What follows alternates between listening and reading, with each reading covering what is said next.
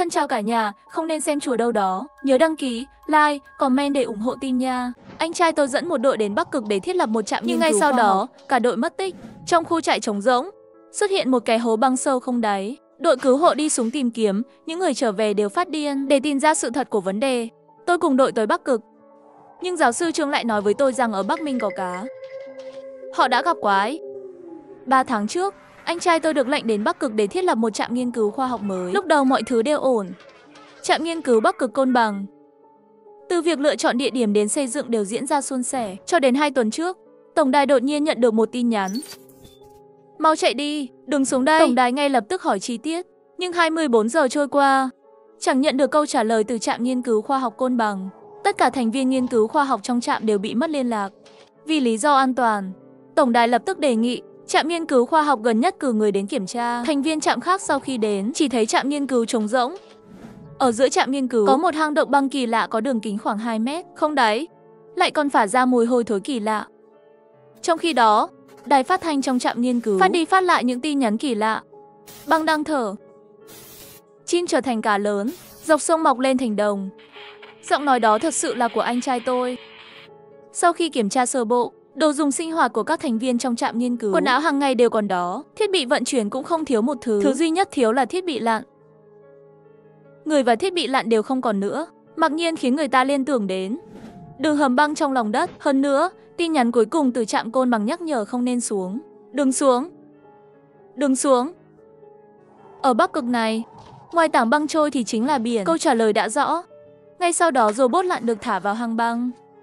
Nhưng ngay sau đó, thiết bị mất sóng.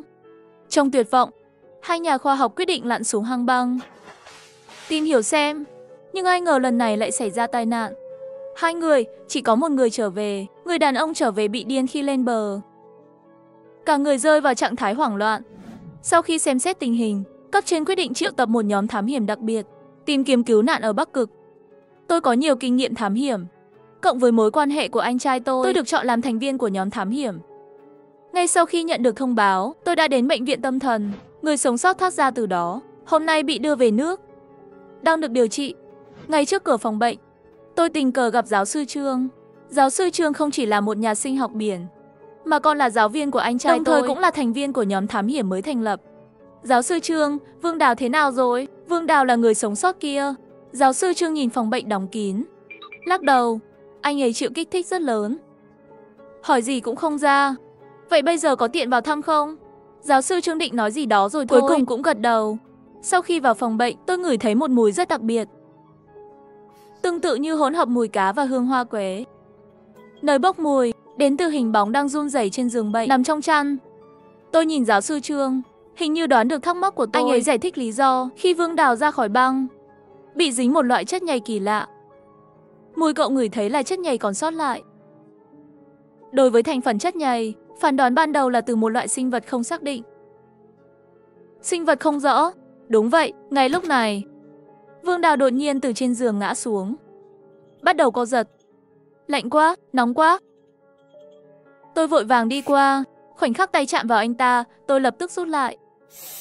Nóng quá, Vương Đào toàn thân đỏ bừng. Nhiệt độ cơ thể cao khủng khiếp, đang liên tục tỏa ra hơi trắng. Điều này không còn có thể dùng nóng để mô tả nữa, mà là bỏng đến mức kinh người. Nhưng chưa đầy một lúc, nhiệt độ cơ thể của anh ấy lại hạ xuống thấy rõ. Bề mặt da bắt đầu ngưng tụ thành lớp xương trắng. Ánh mắt Vương Đào hoảng loạn, không biết đã nghĩ ra điều gì. Đôi mắt Vương Đào tròn xoe, chứa đầy sự sợ hãi. Cuối cùng, hắn khó khăn phun ra mấy chữ với giọng yếu ớt. Có, cá. Dưới lớp băng còn có, câu nói chưa nói xong, Vương Đào thân thể cứng đờ và không còn động đậy. Giáo sư Trương nhìn thấy cảnh này, đồng tử co lại, nhìn chằm chằm vào đống chất nôn trên sàn. Cái này, quá giống. Giáo sư Trương rất phấn khích. Cẩn thận, cho chất nôn đó vào túi phong ấn. Giống cái gì? Giáo sư Trương vẫn còn đắm chìm trong niềm vui nào đó. Tôi bất đắc dĩ lại gọi một tiếng, giáo sư Trương. Giáo sư Trương nuốt nước bọt, mặt đầy phấn khích nói, cá con. Để tôi quay lại kiểm tra trước, khi có kết quả kiểm tra, tôi sẽ nói chi tiết với cậu. Vẫn chưa đợi tôi trả lời, anh ấy bước nhanh ra khỏi bệnh viện. 2 ngày sau, đội thám hiểm gồm 7 người chúng tôi có trên tàu phá băng đến Bắc Cực. Ngoài tôi và giáo sư Trương, còn có 4 đặc vụ có tay nghề cao, chịu trách nhiệm bảo vệ sự an toàn của chúng tôi. Cuối cùng là Lão Đao, bạn cũ của tôi từ cửa hàng đồ cổ. Ngay trong đêm đầu tiên, giáo sư Trương gõ cửa phòng tôi. Mấy ngày không gặp, toàn thân ông ấy đều tỏa ra sự phấn khích. Chuyến đi Bắc Cực này, chúng ta sẽ đi vào lịch sử. Nhìn giáo sư Trương mặt đỏ bừng. Tôi hỏi, anh kiểm tra được mẫu đó là gì? Giáo sư Trương gật đầu. Bí ẩn nói, cậu có biết Trang Tử đã từng viết mô tả về côn bằng trong Tiêu Đao Phủ không? Tôi có chút do dự hỏi, chỉ là nó có liên quan gì đến mẫu đó? Mê mơ, Tiêu Đao Phủ còn nói Bắc Minh có cá. Giáo sư Trương nở một nụ cười đầy ý vị. Nhà cậu học rộng, cậu nghĩ Bắc Minh này nói đến cái gì? Bắc Minh tức Bắc Hải. Trong văn học của các triều đại, các ghi chép về vùng biển phía Bắc khác nhau. Có thuyết nói biển Bột Hải, có thuyết nói Hồ Bệ Cân, cũng có thuyết nói Bắc Hải ở Bắc Kinh, Nam. Nghĩ đến biển cực Bắc, tôi bỗng ngộ ra điều gì đó. Ngay lập tức thốt ra, ý của giáo sư là Bắc Băng Dương. Đúng. Giáo sư Trương sắc mặt hào hứng, rồi nói tiếp. Có cá lớn dưới Bắc Cực. Mọi thứ đều có thể chứng minh điều đó. Trong tin nhắn từ trạm có câu, con chim khổng lồ biến thành cá lớn. Đúng vậy. Giáo sư Trương càng nói càng kích động, mặt đỏ bừng lên. Thành viên đội khoa học mất tích, chắc chắn đã gặp phải sinh vật huyền thoại đó. Tôi hỏi không thể tin nổi, nhưng loại sinh vật đó có thực sự tồn tại không? Phải tồn tại. Giáo sư Trương lấy ra báo cáo kiểm tra giải thích. Thứ Vương Đào phun ra là một miếng mỡ. Năng lượng chứa trong đó gần bằng khối lượng chất béo tinh khiết. Gấp trăm lần chỉ có chất béo của sinh vật đó mới có năng lượng cao như vậy. Mê mông, tôi không thể không hỏi.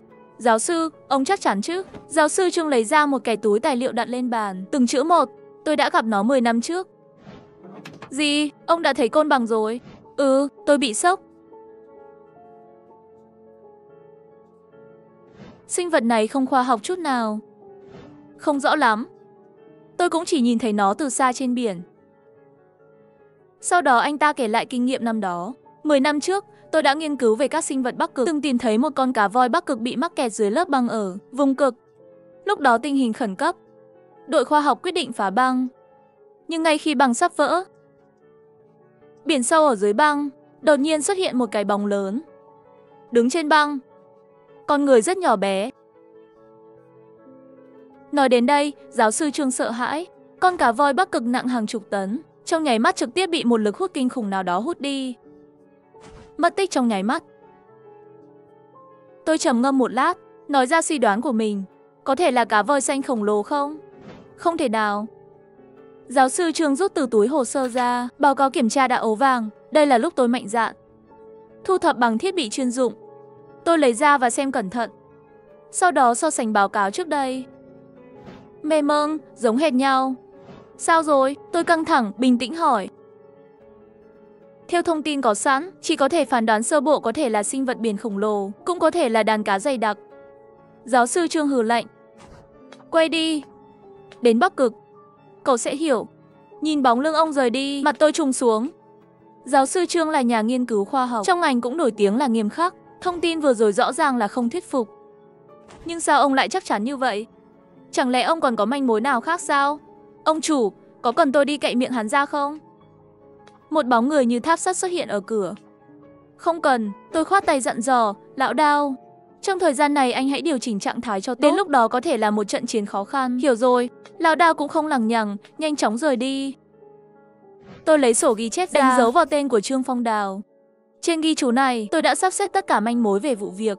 Sau khi xem lại, mắt tôi dừng lại ở một câu nói. Băng đang thở. Chim biến thành cá lớn, dọc sông mọc lên thành đồng. Đó là manh mối duy nhất mà anh trai tôi để lại. Ha ha, những người khác có thể thấy mơ hồ, thậm chí nghĩ là điên rồ. Nhưng khi tôi nghe tin nhắn này, tôi không thể đứng vững. Không phải sợ hãi hay buồn bã. Đó là sự phấn khích từ tận đáy lòng. Bởi vì đây là tin nhắn anh trai tôi đặc biệt gửi cho tôi. Tôi nhìn lên bầu trời, thì thầm, thứ mà hàng trăm thế hệ trong gia đình tôi tìm kiếm hàng ngàn năm, cuối cùng cũng sắp vén màn bí mật. Sau hơn nửa tháng đi đường, chúng tôi đã đến được Bắc Cực. Sau khi thành viên nghiên cứu khoa học đến trạm côn bằng, để tránh vô tình làm hỏng manh mối, mọi thứ vẫn được giữ nguyên. Hệ thống điện còn nguyên vẹn. Câu nói kỳ lạ của anh trai luôn được phát đi phát lại trên đài phát thanh. Có mùi tanh tràn ngập toàn bộ trạm nghiên cứu. Nguồn gốc của mùi này bắt ngay giữa trạm nghiên cứu đó. Cái hang băng đáng sợ đường kính gần 2 mét kia, đứng bên cạnh nhìn xuống đen kịt một màu. Hai ủy viên trong đội dẫn đầu mang theo máy quay dưới nước lặn xuống. Chúng tôi nhìn chằm chằm vào màn hình trực tiếp được gửi lại. Giáo sư Trương sử dụng thiết bị liên lạc, hỏi xem có dấu vết sinh học không.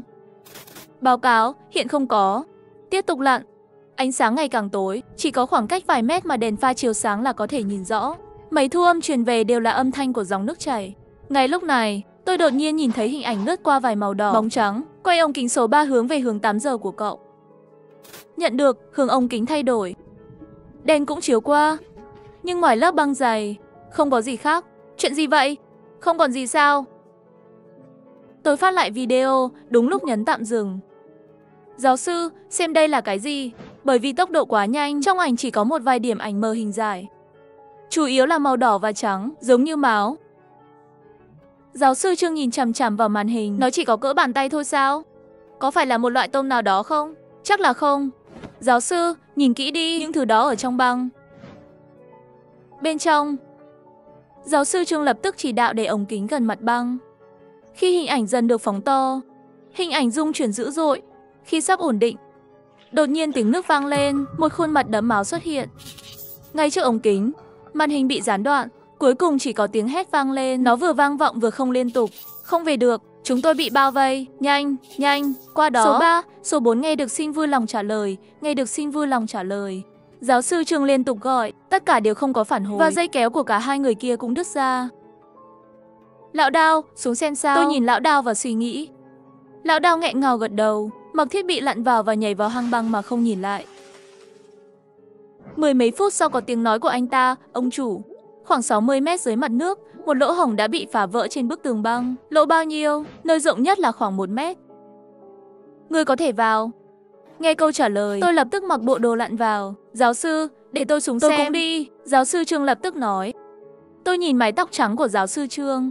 Mặc dù tuổi của tôi không còn trẻ nữa, nhưng sau một thời gian ở Bắc Cực, kỹ thuật lặn của tôi không tệ. Có thể có sinh vật dưới đó, mang theo tôi cũng sẽ giúp ích được cho cậu. Nhìn dáng vẻ kiên trì của ông, tôi vẫn gật đầu đồng ý. Tiếp tục lặn. Tôi và giáo sư Trương rất nhanh đã nhìn thấy cái lỗ mà Lão Đao nói, vừa đủ cho một người đi qua. Ông chủ, tôi đang ở phía trước 100 mét. Âm thanh của Lão Đao phát ra từ tai nghe.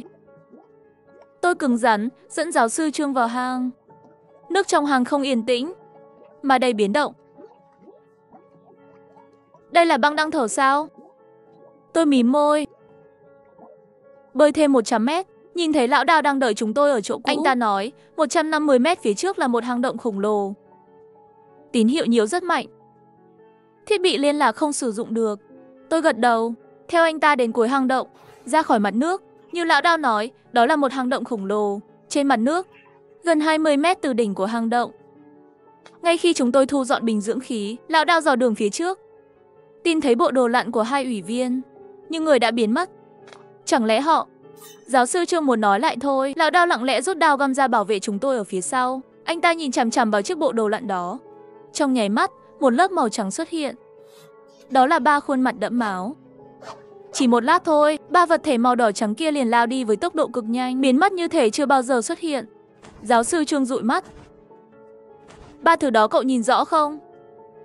Toàn thân đẫm máu, dường như không có chi dưới, thân hình dài gần 2 mét. Tôi cố nhớ lại. Đúng vậy. Giáo sư Trương đỏ mắt. Trong sách cổ Đại Tần, một di tích văn hóa có ghi chép. Đại Khôn trở về nuôi nhân ngư làm hộ vệ. Vừa rồi đó hẳn là nhân ngư khôn. Thật sự tồn tại. Tôi ngạc nhiên, trong lòng lại kích động. Hình như đang đến gần rồi, chỉ là anh trai tôi không biết đã làm được bước nào. Từ sâu trong khẩu súng rỗng, lúc này tôi mới phát hiện Lão Đao đang dò đường phía trước đã biến mất. Thấy vậy, tôi và giáo sư Trương vội vàng đuổi theo, lại phát hiện Lão Đao đang đứng ở phía trước.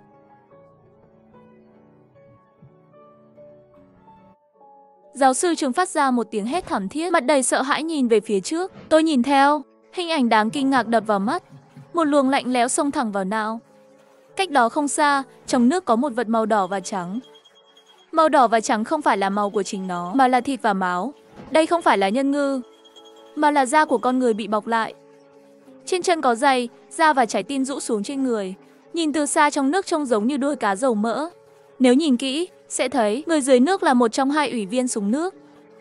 Không mảnh vải che thân, ủy viên còn lại không biết gì cả. Nằm sấp trên tảng băng, toàn thân đỏ lòm.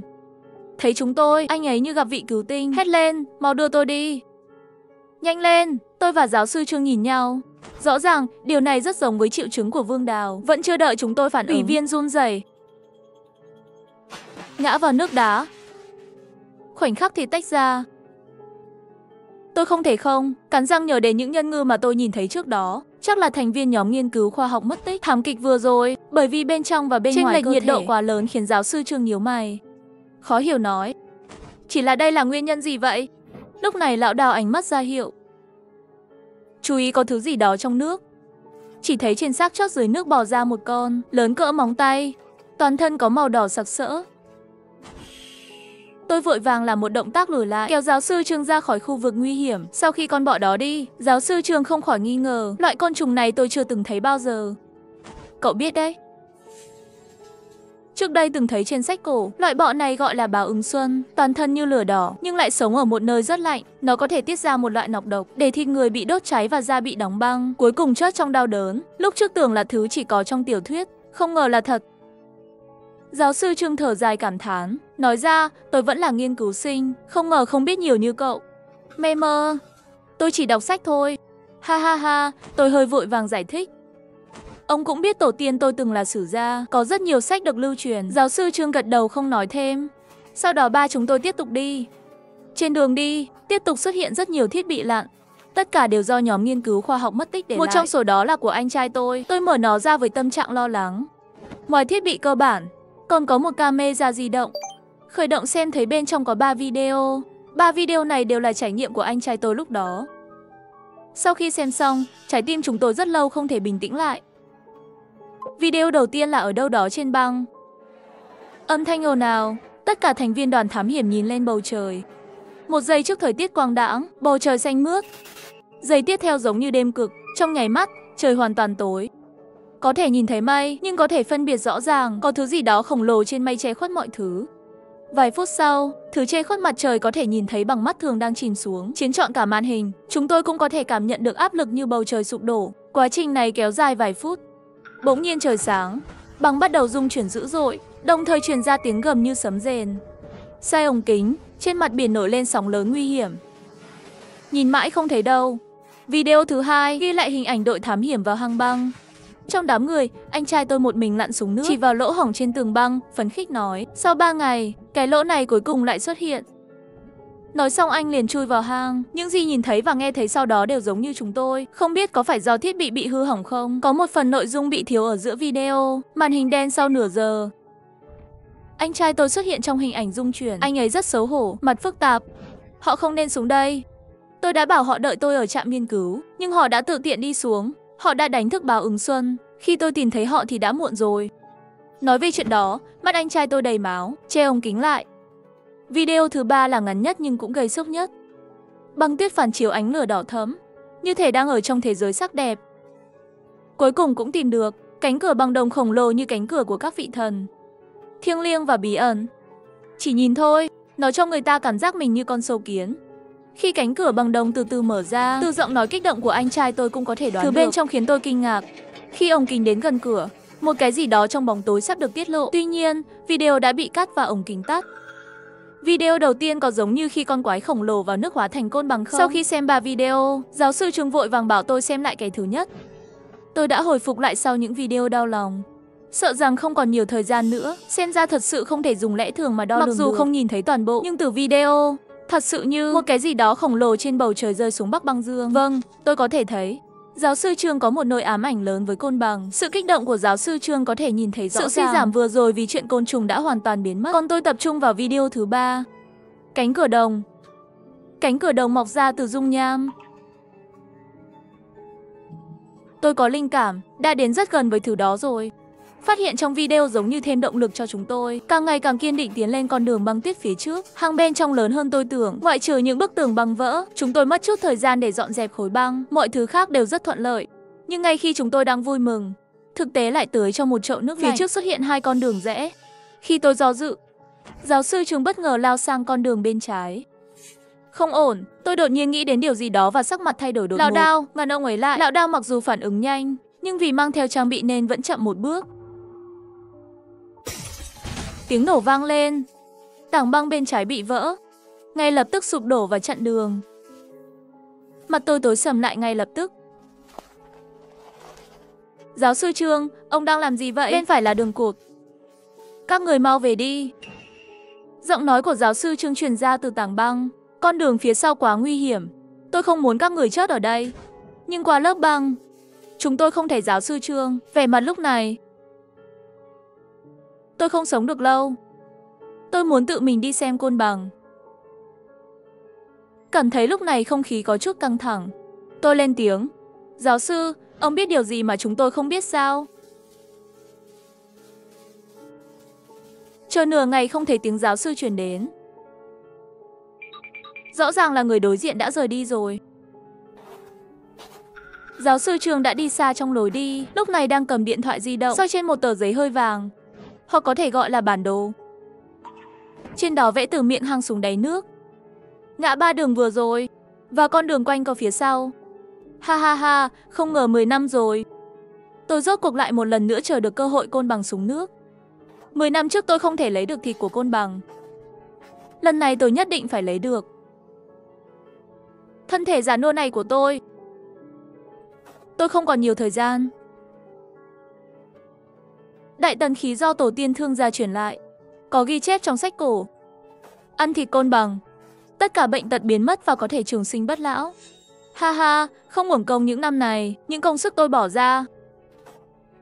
Giáo sư Trương vừa ho vừa đi về phía trước, nhưng ở góc kế tiếp, nhìn thấy ba người giống như ủy viên trước đó, toàn thân lộ ra máu thịt, nhưng lần này họ cũng không có động tĩnh gì, giống như đang ngủ. Cuối cùng, giáo sư Trương mở đèn pin điện thoại di động, từ từ lùi lại. Không biết là quá căng thẳng hay vì trước đây đã nhìn thấy ủy viên kia rơi xuống nước, tay chân lìa khỏi thân. Giáo sư Trương lùi bước, nhất thời không kiểm soát được lực, đập vỡ khối băng trên mặt đất, phát ra âm thanh. Âm thanh này vang vọng trong hành lang, có vẻ rất vang. Giây tiếp theo, ba người máu me kia mở mắt ra, miệng còn thì thầm. Bắn. Mồi người. Mặc dù tiếng thì thầm của họ có chút không rõ ràng, nhưng tốc độ bò của cơ thể lại rất nhanh. Chỉ trong chốc lát đã vây quanh giáo sư Trương. Chuyện gì vậy? Tại sao những nhân ngư này lại ở giữa băng giá này? Bò nhanh như vậy. Không giống như ủy viên trước đó, sẽ tách toàn bộ cơ thể ra. Giáo sư Trương nhìn nhân ngư máu càng đến gần, không biết nghĩ đến điều gì. Ủy viên trước đó sau khi tách các chi, Bào Ứng Xuân đã chọn rời đi. Chẳng lẽ loại côn trùng đó sẽ ký sinh bên trong cơ thể người, sau đó hút dinh dưỡng từ cơ thể con người? Giáo sư Trương không khỏi lại cúi đầu, nhìn vào những con cá bao quanh mình, nghe họ thì thầm. Không đúng, không đúng, đây dường như không phải là ý thức của chính họ đang kiểm soát những cơ thể này, mà càng giống như Bào Ứng Xuân ký sinh trong cơ thể, đang kiểm soát ý thức của họ. Vậy tại sao sau khi ủy viên trước đó rơi xuống nước, Bào Ứng Xuân lại chọn rời đi? Bởi vì nhiệt độ dưới nước quá thấp. Không, cậu ta từng nói, Bào Ứng Xuân thân như lửa đỏ nhưng thích ở nơi cực lạnh. Chính xác là vì cái gì? Nhìn nhân ngư màu đến càng gần, giáo sư Trương càng ngày càng căng thẳng. Một trong số chúng đột nhiên mở miệng, cơ thể không ngừng vặn vẹo, trong cổ họng như có cái gì đó muốn chui ra. Giáo sư Trương kinh hoàng nhìn chúng đến gần. Các người đừng đến đây. Tuy nhiên, những người bị Bào Ứng Xuân chiếm hữu không hiểu giáo sư Trương nói gì. Người gần nhất, trong miệng đã lộ ra Bào Ứng Xuân màu đỏ sẫm. Nhìn kỹ hơn, so với thứ trước đây rớt ra từ ủy viên rơi xuống nước, cái bò ra khỏi cơ thể này lớn hơn nhiều. Chết tiệt, thứ này sắp ra rồi. Mình phải tránh xa nó. Phải làm sao? Giáo sư Trương bối rối lùi lại, tay vô tình chạm vào túi thắt lưng. Lúc này ông mới nhớ ra trước khi đến Bắc Cực, đã lén mang theo một khẩu súng trên người. Sau khi hít một hơi thật sâu, giáo sư Trương cầm súng trong tay, nòng súng nhắm vào con vật đó, nhắm vào con Bào Ứng Xuân bò ra ngoài. Không biết đạn có thể rớt được con bọ này không? Sau khi bắn, nó sẽ dẫn đến nhiều Bào Ứng Xuân hơn. Chẳng lẽ muốn mình quay về đường cũ sao? Không, chưa kể lỗ hổng trở về đã bị tôi làm sập rồi. Cuối cùng tôi cũng đến được đây. Xem bản đồ, đánh dấu ở đây không còn xa côn bằng nữa. Không được lùi bước. Giáo sư Trương cắn răng đưa ra quyết định. Sau tiếng súng, con Bào Ứng Xuân vừa bò ra bùng nổ ngay lập tức. Nhân ngư mất kiểm soát khi Bào Ứng Xuân bùng nổ, rơi xuống đất. Ngay lúc này, giáo sư Trương vượt qua nhân ngư và chạy thẳng xuống lối đi. Khi ông ấy quay lại, nhìn thấy hai nhân ngư còn lại, chúng đang đứng đó, không đuổi theo ngay. Chuyện gì vậy? Họ không có phản ứng. Hình như là mất sự chỉ huy rồi. Nhưng chưa đợi giáo sư Trương thở phào, có một giọng nói thưa thớt, như thể là tiếng côn trùng vỗ cánh. Nó giống như một loại tiếng thì thầm nào đó. Sau khi âm thanh này truyền đến hai nhân ngư còn lại, họ lập tức nhìn về phía giáo sư Trương. Giây tiếp theo nhanh chóng bò về phía giáo sư Trương. Ồ, tệ thật. Có gì đó đang chỉ huy chúng. Giáo sư Trương không thể nghĩ nhiều hơn, liền chạy thẳng đến độ sâu hơn của lối đi. Trong lúc chạy, ông ta nhìn thấy một tia sáng đỏ ở đằng xa, lấp lánh. Theo bước chân đến gần, đèn đỏ càng ngày càng sáng. Hai nhân ngư phía sau không đuổi kịp, mà đi theo không xa không gần, giống như người hộ tống, từ từ bò ở phía sau. Chuyện gì vậy? Với tốc độ trước đó nhân ngư có thể bắt kịp tôi đơn giản là suốt đường đi chúng cũng không xông lên, chỉ đi theo từ xa, giống như nhận được mệnh lệnh gì đó. Ngay khi giáo sư Trương bước vào phạn sáu ánh sáng đỏ, hai nhân ngư kia rút lui sang bên cạnh, chưa kịp hiểu chuyện gì đang xảy ra. Giây tiếp theo quay đầu lại nhìn thấy một cảnh tượng chấn động hơn. Trên đỉnh kênh treo đầy những báo ứng xuân dày đặc. Sở dĩ nó là treo là bởi vì mỗi con báo ứng xuân đều được bao bọc bởi lớp băng. Đây là nguồn gốc của ánh sáng đỏ sao? Cảnh này hình như mình đã thấy qua ở đâu đó. Đúng, đó là video thứ 3 trong máy quay vừa nãy. Anh trai bằng vũ của cậu ta sau khi đi qua một mảng băng tuyết đỏ, tìm ra cánh cửa đồng. Đúng vậy, chính là hướng này. Ha ha ha ha. Con bằng sắp bị mình tìm được rồi. Trong khi giáo sư Trương đang đắm chìm trong niềm vui, khoảnh khắc tiếp theo bước hụt chân, cả người dẫm nát mặt băng. Qua cái lỗ trên mặt đất, rơi xuống, tiếng kêu thảm thiết của ông ta lấp đầy toàn bộ lối đi. Không biết đã hôn mê bao lâu, giáo sư Trương mới tỉnh dậy. Sơ sơ cái bụng đang gầm gừ, tự nhủ không biết đã ngất xỉu bao lâu rồi. Toàn thân đau nhức. Chờ đã, giáo sư Trương phát hiện khẩu súng trong tay mình đã biến mất. Chết tiệt, chắc là khi bị ngã không nắm chắc. Phải nhanh chóng tìm. Tay vừa chạm vào thắt lưng, muốn lấy điện thoại ra để chiếu sáng, nhưng sau đó lại nghĩ đến điều gì đó nên dừng lại. Không biết ở đây ngoài báo ứng xuân, có con bọ nào khác không? Giáo sư Trương sau khi thích nghi với môi trường tối một chút, tay mới từ từ sờ xung quanh. Cảm nhận mặt đất không phải là băng, giống như một viên gạch vững chắc. Vậy là mình đã rơi từ băng xuống bên trong thành phố. Mặt đất này có vẻ toàn là bụi bặm. Không khí cũng rất khô. Chắc là không có gì đặc biệt ở đây đâu. Được rồi, giáo sư Trương mở đèn pin điện thoại di động. Khi nhìn thấy cảnh bị ánh sáng chiếu vào, giáo sư Trương ngạc nhiên. Hai hàng bên trái và bên phải lần lượt xếp các loại tượng đá. Nữ oa mình người đuôi rắn. Hình thiên không đầu một tay cầm diều một tay cầm khiên. Thần nông đầu bò cầm bầu thuốc năm. Những tượng đá này khiến giáo sư Trương trợn mắt.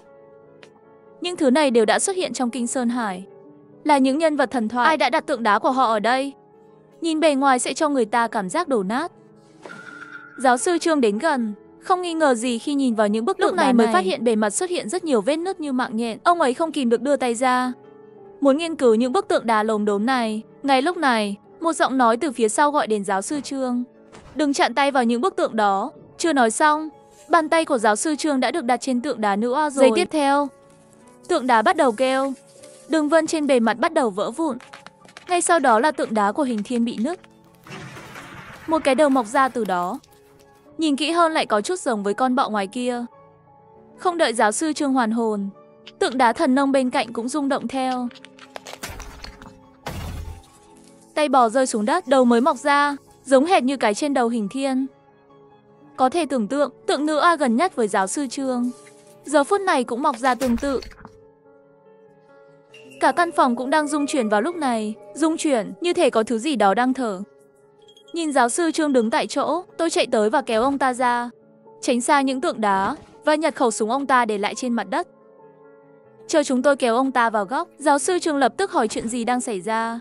Sao các người lại ở đây? Bên phải không phải là đường cụt sao? Các người nên quay lại trạm nghiên cứu. Nói xong câu này, giáo sư Trương mới để ý thấy phía sau tôi có thêm một người. Bằng Vũ, cậu vẫn còn sống. Nhìn bề ngoài thì giống nhau, nhưng lại mặc trang phục cổ đại và cầm kiếm. Giáo sư Trương nghi hoặc hỏi Bằng Vũ. Cậu tìm thấy thịt của Côn Bằng chưa? À, vừa nói xong. Giáo sư Trương nhận ra mình đã nói sai, lập tức ngậm miệng lại. Tôi nghiêm túc nhìn giáo sư Trương. Làm sao ông biết có loại thịt này? Giáo sư Trương cúi đầu không nói một lời. Tôi lại hỏi giáo sư. Ông nói bên phải là đường cụt. Làm sao ông biết? Không đợi anh ta trả lời, tôi liền nhìn thấy giáo sư Trương nắm chặt tay, kéo ra tấm bản đồ cũ. Sau khi nhìn rõ tuyến đường bên trong, tôi lấy ra một bản đồ tương tự để so sánh. Tôi có lẽ đã hiểu giáo sư Trương sao lại dám bỏ chúng tôi lại, một mình đi lối đi bên trái rồi. Chưa đợi tôi kiểm tra cẩn thận sự khác biệt giữa hai bản đồ này, phần sâu nhất của tượng đá lại truyền đến âm thanh đó. Âm thanh thưa thớt. Chuyện gì vậy? Lại là tiếng này. Giáo sư Trương đã nói với chúng tôi chuyện xảy ra trước đây. Đây là thủ đoạn của các thần thoại cổ xí cốt. Cẩn thận đấy. Mê mông, mọi người đều quay đầu nhìn người đang nói chuyện. Đó là người trông giống anh trai tôi, Vũ Yến. Cậu nói gì vậy? Xí cốt là cái gì? Giáo sư Trương nắm lấy tay Vũ Yến, một mặt không hiểu hỏi. Tôi vội vàng kéo giáo sư Trương ra. Giáo sư Trương, mặc dù anh ấy trông giống anh trai tôi, nhưng anh ấy không phải là Bằng Vũ. Hắn tên là Vũ Yến, là bóng người trong video thứ 3 của anh trai tôi. Giáo sư Trương nhìn tôi với vẻ mặt nghi hoặc, lại quay đầu nhìn Vũ Yến. Hắn không phải Bằng Vũ, hắn là Vũ Yến. Giáo sư Trương hình như nghĩ đến điều gì đó, giọng điệu khẩn trương hỏi tôi, các người đã tìm thấy cánh cửa bằng đồng rồi sao? Thịt côn bằng bên trong đâu? Ở đâu? Cho tôi thịt côn bằng. Giáo sư Trương càng nói càng kích động. Giáo sư Trương, bình tĩnh, tôi không biết ông có nghe từ anh trai tôi gì không? Những gì tôi có thể nói với ông bây giờ là trong cánh cửa đó không có thịt. Không thể nào, hai anh em các người nhất định cùng nhau lừa gạt tôi. Người này nhất định là Bằng Vũ. Chắc hắn đã lấy được cái đó rồi. Bởi vì giáo sư Trương quá kích động, cả người bắt đầu ho dữ dội. Sau đó cả người vô thần ngồi sụp xuống đất. Trong miệng vẫn không ngừng thì thầm, trong cửa đồng nhất định có thịt côn bằng. Nhìn giáo sư Trương như thế này, tôi không khỏi nhớ lại cảnh tượng tôi và Lão Đao gặp phải Vũ Yến sau khi vào đường hầm bên phải. Thời gian trở lại lúc giáo sư Trương tiến vào lối đi bên trái. Khoảnh khắc này, Lão Đao nhìn đống tuyết chắn trước lối đi, hỏi ông chủ, tùy thuộc vào tình hình, đống tuyết này chỉ dựa vào hai cái xẻng nhỏ này của chúng ta là không thể đào hết được, hay là tôi cho nó chút một của lựu đi. Nói xong Lão Đao lấy ra một cái. Tôi lập tức ngăn anh ta lại và nói, không được. Chúng ta đang ở dưới lớp băng. Trong trường hợp này, chúng không thể chịu được vụ nổ băng trên đó sẽ sụp đổ. Chúng ta có thể không chạy được. Sau khi tôi nói xong, Lão Đao mắt lấp lánh hỏi, vậy thôi, chỉ tiếc cho cục cưng của tôi không có cơ hội sử dụng nó. Không vội, sẽ có thôi. Nhưng rồi một lần nữa, chỉ là không biết tại sao giáo sư Trương lại bỏ lại chúng tôi mà đi sang trái. Ông ta nói bừa à? Hay ông ta biết tình hình ở đây? Không đợi tôi suy nghĩ thêm, Lão Đao đi đến bên cạnh tôi hỏi, ông chủ, chúng ta đi sang phải. Mê mông, không có cách nào khác ngoài đi sang phải. Quay lại đường cũ là không thể. Ông chủ, đi phía sau tôi. Tiếng động ở lối đi bên trái không nhỏ. Không biết phía trước có nguy hiểm không? Không đợi tôi trả lời, Lão Đao đi thẳng về phía trước. Nhưng trên đường đi không có côn trùng, không có bẫy. Càng đi vào trong, tim tôi đập nhanh hơn. Các tế bào trong cơ thể dường như trở nên rất phấn khích. Vết bớt hình con cá trên cổ đã biến mất từ lâu, lại xuất hiện trở lại vào lúc này. Khi tôi vẫn còn nghi ngờ, làm thế nào những thay đổi này có thể xảy ra trong cơ thể, phía trước truyền đến tiếng Lão Đao, ông chủ, coi nào, đây hình như là dấu hiệu của ông chủ lớn để lại. Nghe tin về anh trai tôi lập tức chạy về phía trước. Trên mặt đất là quần áo của anh trai tôi, trên đó dính đầy máu đã khô. Trên tường có vẽ một con cá nhỏ, đầu cá chỉ về phía sâu trong đường hầm. Con cá nhỏ này là tôi và anh trai tôi từ nhỏ đã cùng nhau lựa chọn làm biểu tượng đánh dấu. Em xem con cá nhỏ do anh trai vẽ có dễ thương không? Dễ thương, hứa với anh. Sau này nhìn thấy anh trai vẽ con cá này, đầu cá chỉ cần chỉ về hướng nào, đó là điểm đến của chúng ta, được không? Được rồi anh trai, chỉ là chúng ta đi đâu đây? Cái này, đợi sau này em lớn lên sẽ biết. Hướng của đầu cá là đích đến của chúng tôi sao? Anh ơi, tôi thì thầm. Chỉ là quần áo dính máu trên sàn lại khiến tôi cảm thấy bất an. Lão Đao nhìn thấy sự lo lắng của tôi, ở bên cạnh an ủi, ông chủ đừng lo lắng. Ông chủ lớn từ nhỏ đã tập đấm đá với tôi. Với kỹ năng của anh ấy, đối phó với mấy con báo ứng xuân kia dư sức. Tôi hít sâu một ngụm khí và nói với Lão Đao, điều tôi lo lắng là ở đây không chỉ có những thứ như con bọ đó. Không lâu sau khi tôi vào đường hầm này, thứ này trên người tôi lại xuất hiện. Lão Đao nhìn vết hằn trên cổ tôi cũng là đã lo lắng hỏi, ông chủ, chúng ta đi tiếp không? Tôi liếc nhìn những dấu hiệu trên tường, gật đầu tiếp tục. Anh trai tôi nói đó là đích đến của chúng tôi. Lão Đao không nói thêm nữa, cẩn thận đi về phía trước. Khoảng 2 tiếng rưỡi, sau khi rẽ một góc, xuất hiện trước mặt chúng tôi một không gian rộng lớn. Ở giữa là một người đàn ông mặc trang phục cổ đại, và bên cạnh anh ta là một cánh tay bị gãy. Nhìn kỹ, khuôn mặt người đó giống hệt anh trai tôi, nhưng đầu đầy tóc trắng. Anh ơi, anh không sao chứ? Tôi rất phấn khích muốn chạy qua, nhưng Lão Đao lập tức ngăn tôi lại, toàn thân đề phòng, nói ông chủ đừng đi qua. Người đó hơi lạ. Ngay lúc này, người đàn ông đột nhiên mở mắt, nhìn chằm chằm vào tôi, nói, cậu là em trai của Bàng Vũ phải không? Anh không phải anh trai tôi, anh là ai? Sao lại biết tên tôi? Băng bên dưới Bắc Cực, trong đó chỉ có con bọ ký sinh điều khiển cơ thể người khác, còn có một đao có thể cắt đứt cánh tay người đàn ông bí ẩn. Nhìn cánh tay đã mất hết máu trên mặt đất, Lão Đao đầu tiên nghi ngờ, sau đó là sợ hãi. Còn vết sẹo trên cánh tay này thì sao? Này nhóc, chủ nhân của cánh tay này bên cạnh anh đâu? Hắn đã bị tôi tiễn xuống dưới rồi. Anh nói cái gì? Ha ha, cái này là tôi cắt xuống. Lúc này tôi nhận thấy sự khác thường của Lão Đao. Tôi hỏi Lão Đao bị sao vậy?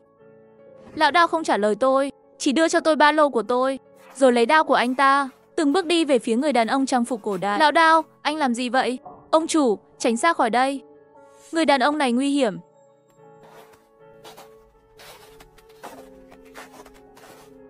Mê mơn, người thời đại này lạ nhỉ. Lần trước gặp cái gã kia, vừa cười vừa khóc trước mặt tôi. Bây giờ hai người này, một thì sát khí đằng đằng, còn người kia thì ngốc nghếch. Đây là tư thế đao pháp trảm phong trần. Xem ra có chút duyên phận với sư ca kia của tôi. Cũng được, sư ca bảo tôi đến giúp cậu thử xem. Đã nhiều năm như vậy rồi, đao pháp của anh ta còn lưu truyền được bao lâu nữa?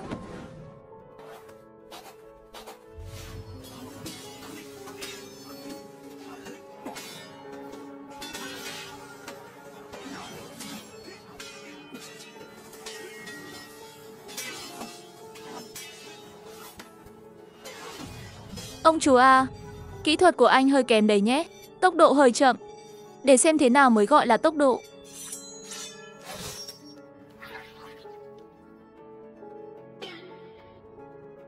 Nhìn Lão Đao vẻ mặt không phục, dường như còn muốn tiếp tục đánh với người đàn ông trang phục cổ đại lại nữa. Tôi vội vàng tiến lên ngăn lại, bảo Lão Đao đứng sang một bên. Ngay sau đó, tôi nghiêm túc hỏi người đàn ông kia.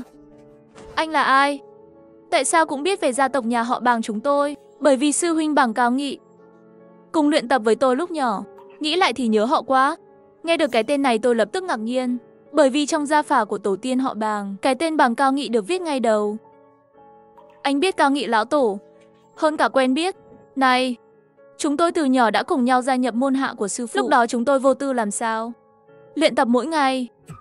Nếu không phải kẻ đó lừa gạt chúng tôi, nói cái gì mà đông độ, nói gì đi tìm Trường Sinh Đan, sư phụ của tôi, các huynh đệ của tôi đã không phải bỏ mạng ở đây.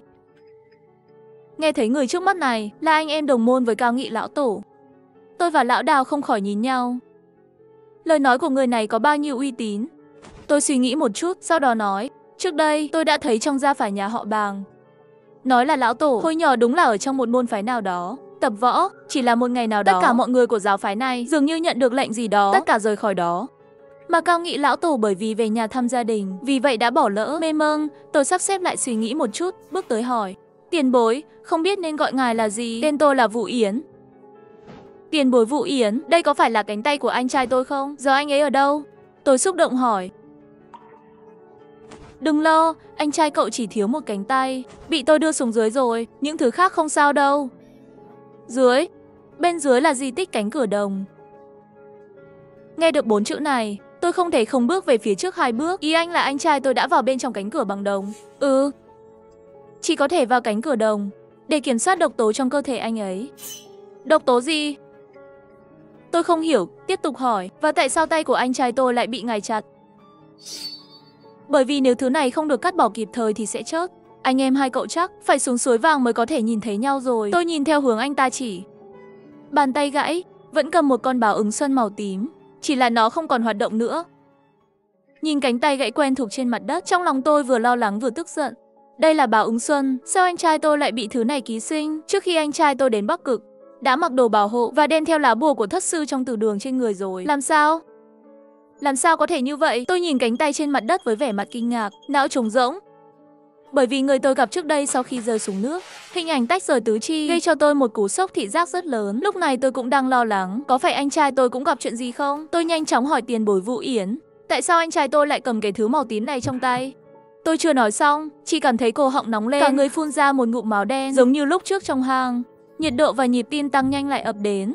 Chân tôi đột nhiên không đứng vững, rơi thẳng về phía sau. Cũng may Lão Đao mắt nhanh tẩy lệ, lên đỡ tôi một tay, Vũ Yến bên cạnh nhìn thấy triệu chứng của tôi cũng rất ngạc nhiên. Tôi thấy anh ta lướt tới và kéo cổ áo tôi ra. Dấu ấn trên cổ đang vặn vẹo, như thể bên trong có cái gì đó đang thức tỉnh. Vũ Yến nhanh tay bấm mấy huyệt vị trên người tôi. Sau đó lấy ra một cái bầu nhỏ, đổ một viên thuốc màu đỏ sẫm từ bên trong. Lúc tôi và lão Đao đều không kịp phản ứng, trực tiếp nhét vào miệng tôi. Anh cho ông chủ của tôi ăn gì vậy? Lão Đao cầm đao chỉ vào Vũ Yến, với bộ mặt nếu không nói rõ ràng sẽ tiến lên đánh thêm một trận nữa. Đừng lo lắng, đây là định hồn đan, có thể tạm thời giúp ông chủ của cậu kiềm chế đám côn trùng mới nở trong cơ thể. Kiềm chế đám côn trùng mới nở trong cơ thể. Nghe được lời này, tôi và lão Đao đều nghi ngờ. Tiền bối Vũ Yến, những lời anh nói từng chữ tôi đều hiểu. Nhưng sao ghép lại thì tôi lại chẳng hiểu gì. Vũ Yến chậm rãi nhìn vết màu tím trên cổ tôi. Nụ cười bí ẩn, sau đó nói, nếu tôi không đoán sai, người của gia đình nhà họ Bàng các người từ khi sinh ra đã có một vết bớt màu đỏ nhạt, chờ đợi đến tuổi trung niên. Vết bớt sẽ từ từ chuyển sang màu tím, sau đó ra đi vào một đêm mùa đông lạnh giá và không bao giờ thức dậy nữa. Nghe thấy vậy, tôi và lão Đao đều ngạc nhiên. Nhưng điều ngạc nhiên hơn là câu tiếp theo anh ta nói. Họ Bàng các người, không ai sống quá 36 tuổi. Gì? Sao ngài lại biết bí mật của nhà họ Bàng chúng tôi? Không, có phải anh trai tôi đã nói với ngài trước đó không? Những gì tôi nhận được không phải là câu trả lời của anh ấy. Ngược lại là vẻ mặt bất lực và một nụ cười giận dữ. Ha ha ha ha ha. Ha ha ha ha ha. Ha ha ha ha ha. Đúng vậy, sao tôi biết được? Bởi vì sư phụ của tôi, các anh em của tôi, từng người một trước mặt tôi đều chớp theo cách này. Cậu nói tôi có thể không biết sao? Ha ha ha ha ha. Thật là một hình ảnh đáng nhớ. Họ chỉ cần có người trên 36 tuổi. Đêm đó, cái sương mù màu tím đó, sau khi pha loãng máu của vật chủ này, sẽ phá vỡ ra thịt chui ra từ ấn ký của họ. Sương mù là thứ tên trộm già đó dùng, hút hết tính trường sinh đan mà gieo vào người chúng tôi, chỉ để dùng chúng tôi làm chất dinh dưỡng để luyện đan cho hắn. Tôi hận, tại sao Từ Phúc che giấu thứ đó? Tôi hận Từ Phúc, tại sao lão già đó lại muốn đi về phía đông? Tôi hận, tại sao hắn lừa chúng tôi đến vùng đất cực Bắc này? Tôi ghét bản thân mình. Không có khả năng cứu người bên cạnh tôi, từng người một, họ chết trước mắt tôi, chỉ để tìm ra cách giải quyết vấn đề này. Tôi ghét mình không đủ can đảm để rời đi cùng họ, cuối cùng yếu đuối lựa chọn sống sót. Nghe Vũ Yến nói xong, tôi hiểu được rất nhiều thông tin, nhưng chưa kịp hỏi gì, lão Đao bên cạnh không thể ngồi yên được nữa, không quan tâm đến việc tôi đang nằm trên đùi anh ấy, trực tiếp đứng dậy và hỏi, tiền bối. Bàng Nhất Đao, tôi sắp 36 tuổi. Tôi còn chưa có vợ nữa. Tôi sẽ chết như vậy sao? Ông có thể cứu mạng tôi không? Tôi nằm trên mặt đất bịt mắt. Tôi đứng dậy và cười mắng. Tốt lắm, lão Đao. Vừa rồi còn muốn đánh nhau với hắn 300 hiệp. Sao bây giờ lại sợ? Cũng không thể nói như vậy, ha ha. Không phải tôi vẫn chưa đẻ một đứa nhóc. Kế thừa kỹ năng của tôi sao? Để nó có thể bảo vệ cậu khi nó lớn lên. Nhìn lão Đao với bộ mặt này. Không ngờ anh ta lại nói những lời như vậy. Tôi vừa cảm động vừa muốn cười. Lão Đao yên tâm đi. Trước đây anh không phải là họ Bàng. Chỉ là khi nhỏ gia nhập nhà họ Bàng mới đổi thành chữ Bàng. Nghe được lời này, lão Đao lúc này mới phản ứng lại. Thảo nào, chẳng trách tôi không có dấu ấn. Ha ha ha, sau đoạn này, tâm trạng tôi thư giãn rất nhiều. Rồi hỏi tiền bối Vũ Yến. Anh trai tôi năm nay còn chưa đến 30 tuổi. Tại sao xương mu của anh ta lại bò ra? Bộ xương trong cơ thể anh ta không bò ra ngoài. Vậy tại sao ngài lại chặt tay anh ta? Bởi vì đó là những gì anh ấy yêu cầu. Nhìn thấy hai chúng tôi phản ứng mạnh mẽ như vậy, Vũ Yến mở miệng nói, tôi biết các người có rất nhiều câu hỏi. Nhưng điều quan trọng nhất trước mắt là trước tiên hãy loại bỏ những con bọ trên cơ thể cậu. Tiền bối Vũ Yến, tôi mới ngoài 20 tuổi, chưa đến 36 tuổi đâu, chắc là không vội đâu. Hắn chỉ vào dấu ấn trên cổ tôi, mặt nghiêm túc nói. Thứ này luôn luôn hấp thụ chất dinh dưỡng của cơ thể cậu. Kể từ khi cậu vào lối đi này, sương mù trong cơ thể dường như được thúc giục bởi thứ gì đó, bây giờ đang tăng tốc phát triển. Vậy, điều này đã dẫn đến hàng loạt tình huống trước đấy của cậu. Nghe anh ta nói, tôi và lão Đao không khỏi chú ý hơn. Tôi mở miệng hỏi Vũ Yến tiền bối. Chúng tôi nên làm gì bây giờ? Đi thôi, đến cửa đồng. Khi tôi ra khỏi di tích, đã giấu một ít đồ ở đó. Đúng rồi, trước khi anh trai cậu bước vào cánh cửa bằng đồng, cũng để lại cho cậu một thứ gì đó. Để lại cho tôi thứ gì vậy? Đi thôi, đến nơi thì cậu sẽ biết. Tôi và lão Đào thu dọn đồ đạc, đi theo Vũ Yến đến hướng cửa đồng. Khi tiếp tục đi sâu vào lòng đất, chúng tôi đi khoảng 2 tiếng rưỡi sau, xuất hiện trước mặt chúng tôi chính là thứ anh trai tôi chụp. Hình ảnh trong video thứ 3, ánh sáng đỏ tươi chiếu vào mắt chúng tôi. Điều làm tôi sốc hơn là một cánh cửa bằng đồng cao, đứng sừng sững trước mặt chúng tôi, ánh sáng sâu và đơn giản. Có thể thấy tinh chất của những năm tháng đã ngưng tụ từ lâu. Trên tường bên cạnh có một số vết chảy xước, nhìn xuống đất thì rõ ràng hơn. Có vẻ như nơi này vừa trải qua một trận đánh nhau cách đây không lâu. Trong khi tôi nghĩ, Vu Yến ở phía trước gọi chúng tôi lại đây. Ngay đây, nhìn theo giọng nói của hắn, đó là một hòn đá màu xanh lá cây đậm.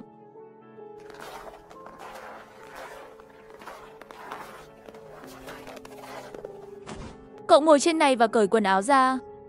Nghe được lời này tôi có chút không dám tin và hỏi. Không phải chứ tiền bối Vu Yến, nơi này lạnh thế này, thật sự phải cởi quần áo ra sao? Phải, cởi áo ra. Nhìn ánh mắt không thể nghi ngờ của hắn, tôi cắn răng ngồi xuống đất. Cởi quần áo ra, run rẩy hỏi anh ta. Sau đó thì làm gì? Hắn không nói gì, mà là đi đến một chỗ có khắc một con cá nhỏ. Cẩn thận đao ở đó. Ký hiệu đó. Hình như trước đây, chúng tôi đã thấy ở lối đi.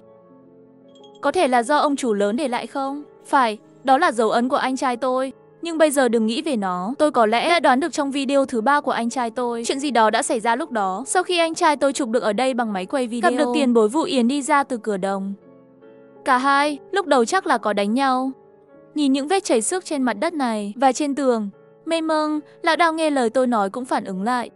Mê mông, không có gì lạ trước khi vào đây. Tôi luôn cảm thấy có gì đó không ổn. Trong cuộc chiến giữa hai người họ, có lẽ anh trai tôi thuộc về bên yếu thế, thế là lùi ra ngoài lối đi. Về sau, hai người bọn họ chắc là giải quyết hiểu lầm rồi. Sau đó, anh trai tôi để máy ảnh và ba lô trên đường. Cái này chắc là để lại cho tôi xem. Nghe cậu nói hình như đúng là như vậy. Tiền bối Vu Yến trước đây hẳn là cũng giống như bây giờ, giúp anh trai tôi loại bỏ sương mù. Làm sao cậu biết được? Lão đào nghi hoặc nhìn tôi. Tôi ra hiệu cho anh ấy xem quần áo tôi vừa kéo lê trên mặt đất. Lão đào lúc này mới chợt nhận ra. Ý cậu là tiền bối Vu Yến giúp ông chủ lớn trừ khử sương mù, vì vậy nên ký hiệu mới nhỏ hơn. Vâng, điều đó có thể giải thích được tại sao anh trai tôi lại để quần áo ở đó, nhưng tay của ông chủ lớn. Lão đào lúc này sắc mặt nghiêm trọng nhìn tôi. Lão đào, anh có lo lắng không? Tiền bối Vu Yến cũng sẽ chặt tay tôi. Lão đào gật đầu nói. Đúng vậy, nếu tất cả những gì tiền bối Vu Yến nói là sự thật. Vì vậy, từ những gì anh ấy nói về Từ Phúc Đông Độ, luyện trường sinh đan đã mấy ngàn năm rồi. Người sống lâu như vậy, nếu có ý đồ xấu với chúng ta thì sao? Vậy thì có cách nào đâu? Đánh thì đánh không lại, chỉ có thể chấp nhận thôi. Mê mông, nhìn thấy lão đào lúc này vẻ mặt không phục, tôi bật cười và nói. Không đùa đâu, kể từ khi anh trai tôi thay đổi cái ký hiệu đó, Vu Yến tiền bối là người có thể tin tưởng. Sau tất cả những gì anh trai nói, hướng đầu cá chỉ là đích đến của chúng tôi. Vâng, hy vọng tất cả những điều này là đúng.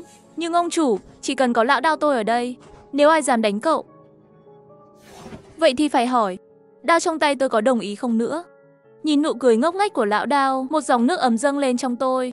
Một bên không biết khi nào trở về, Vu Yến nói, với thân thủ của cậu, đừng ủy khuất.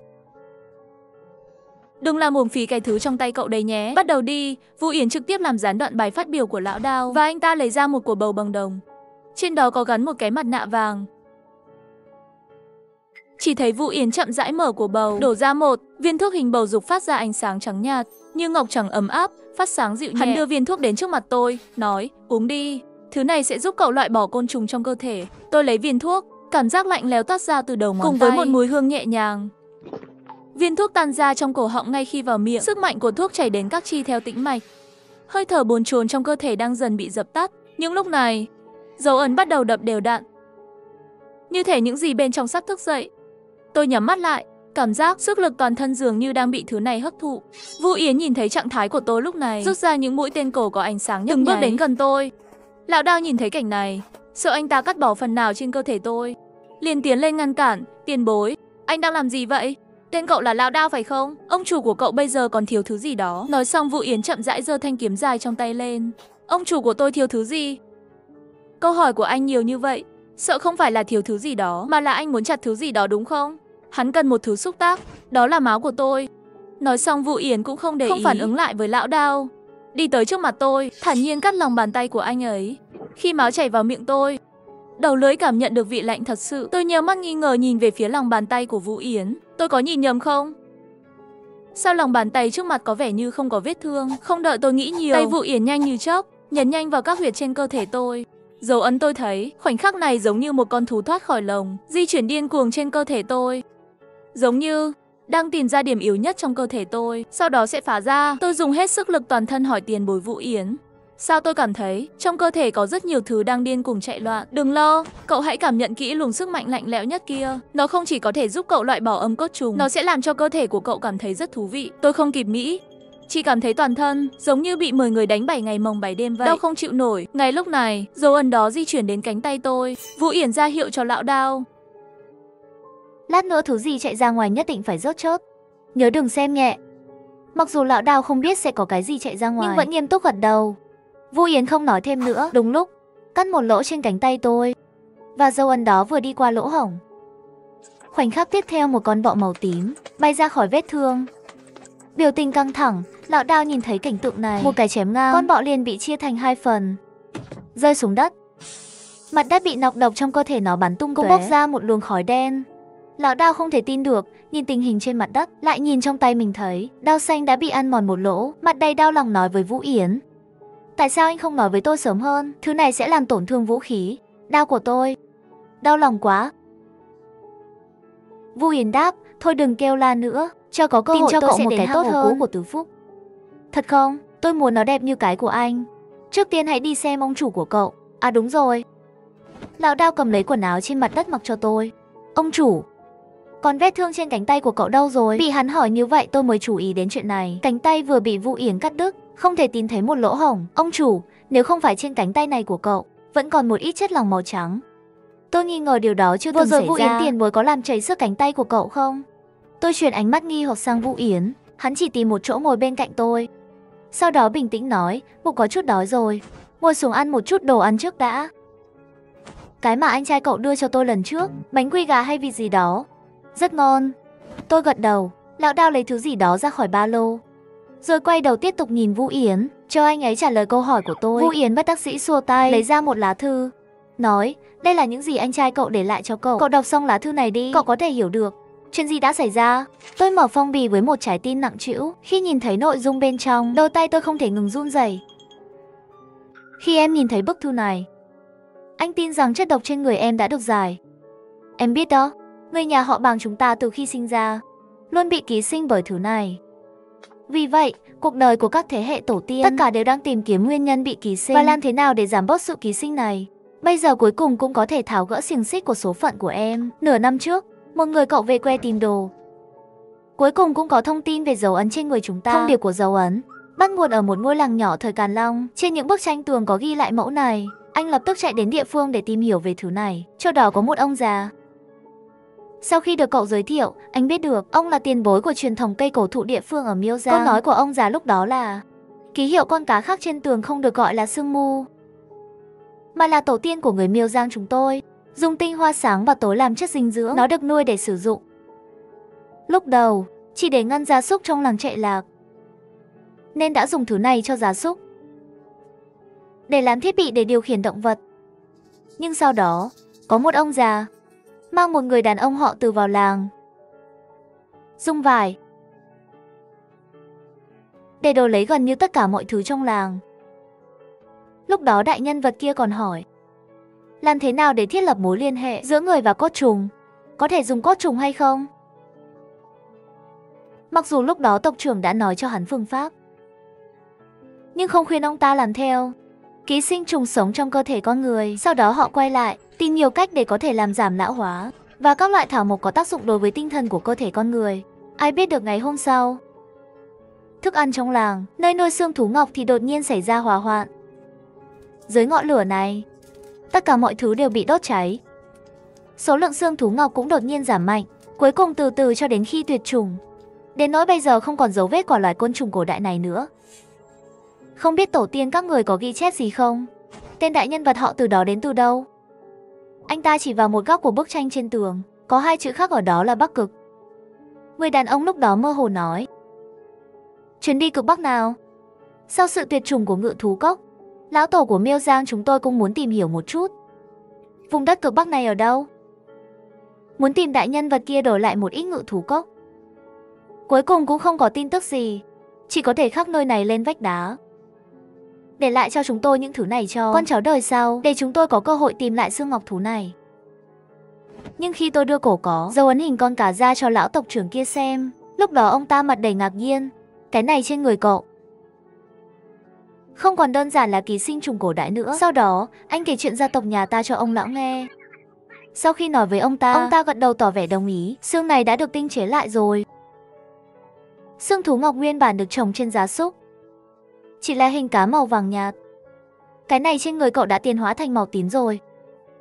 Độc tính của nó đã vượt xa rồi, vượt qua bất kỳ loại xương nào của người Miêu chúng tôi. Muốn tìm cách giải, chỉ có tìm được công thức xương ban đầu mới có thể loại bỏ chính xác. Nếu không rủi ro quá lớn. Sau khi biết tộc trưởng Miêu không thể loại bỏ loài côn trùng cổ đại này, tôi rời khỏi Miêu Giang. Sau đó tôi bắt đầu xem qua các loại tài liệu, tìm kiếm lịch sử, thế hệ trước có nhân vật lớn nào họ Từ không đi đến vùng đất cực Bắc.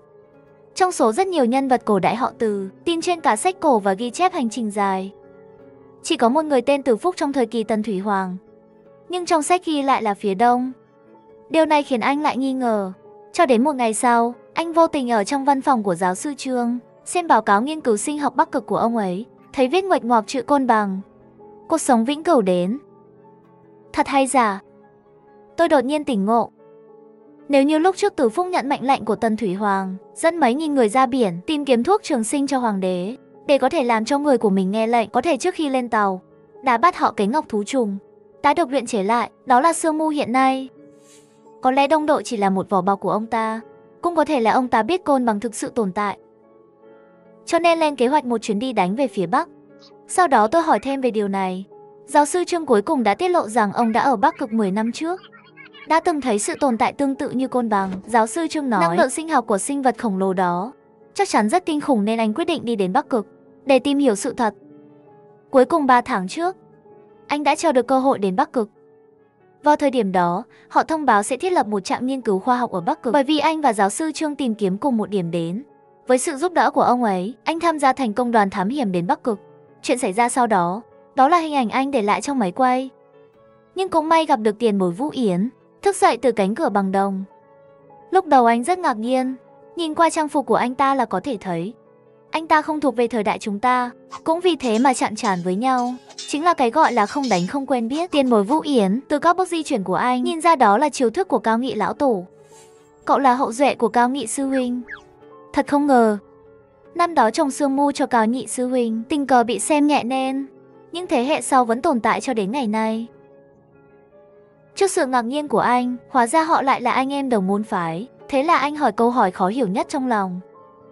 Tiền bối, ngài nói ngài và Cao Nghị lão tổ là đồng môn, nhưng đã hơn 2000 năm rồi, ngài thật sự có thể sống mãi sao? Không, tất cả đều là tác dụng của đồng Bạch Ngọc Quan thôi. Phía sau có một cái cửa đồng, người nằm bên trong, cơ thể không bị ảnh hưởng bởi thời gian bên ngoài, nhưng ý thức sẽ rơi vào bóng tối vô tận. Những người có ý chí yếu đuối sẽ rơi vào trong đó, khó tỉnh lại. Tiền bối Vũ Yến, ngài đến nơi này cùng với Từ Phúc phải không? Phải, lão già kia nói là đi Đông Độ, nhưng thực sự đã đến vùng đất cực Bắc này. Trước khi lên tàu, đã lừa tất cả chúng tôi ăn bọ xương của ông ta. Anh biết anh đã đến đúng nơi. Rồi hỏi tiền bối Vũ Yến, không biết, có cách nào để loại bỏ con bọ cổ đại này không? Sau khi ngài ấy biết chuyện gì đã xảy ra với người nhà họ Bàng chúng ta, liền thở dài. Không ngờ, Cao Nghị sư huynh mặc dù tránh được chuyến đi cực Bắc, nhưng lại không thoát khỏi kiếp sương mù. Xương này của cậu, tôi có thể giải. Và anh ta lấy ra một cổ bầu bằng đồng. Trong cổ bầu này còn có một viên thuốc giải cuối cùng, cũng coi như là có thể giúp được Cao Nghị sư huynh một lần rồi. Chỉ còn một viên thuốc giải sao? Nhưng tiền bối, tôi còn có một người em trai cũng cần giải độc này.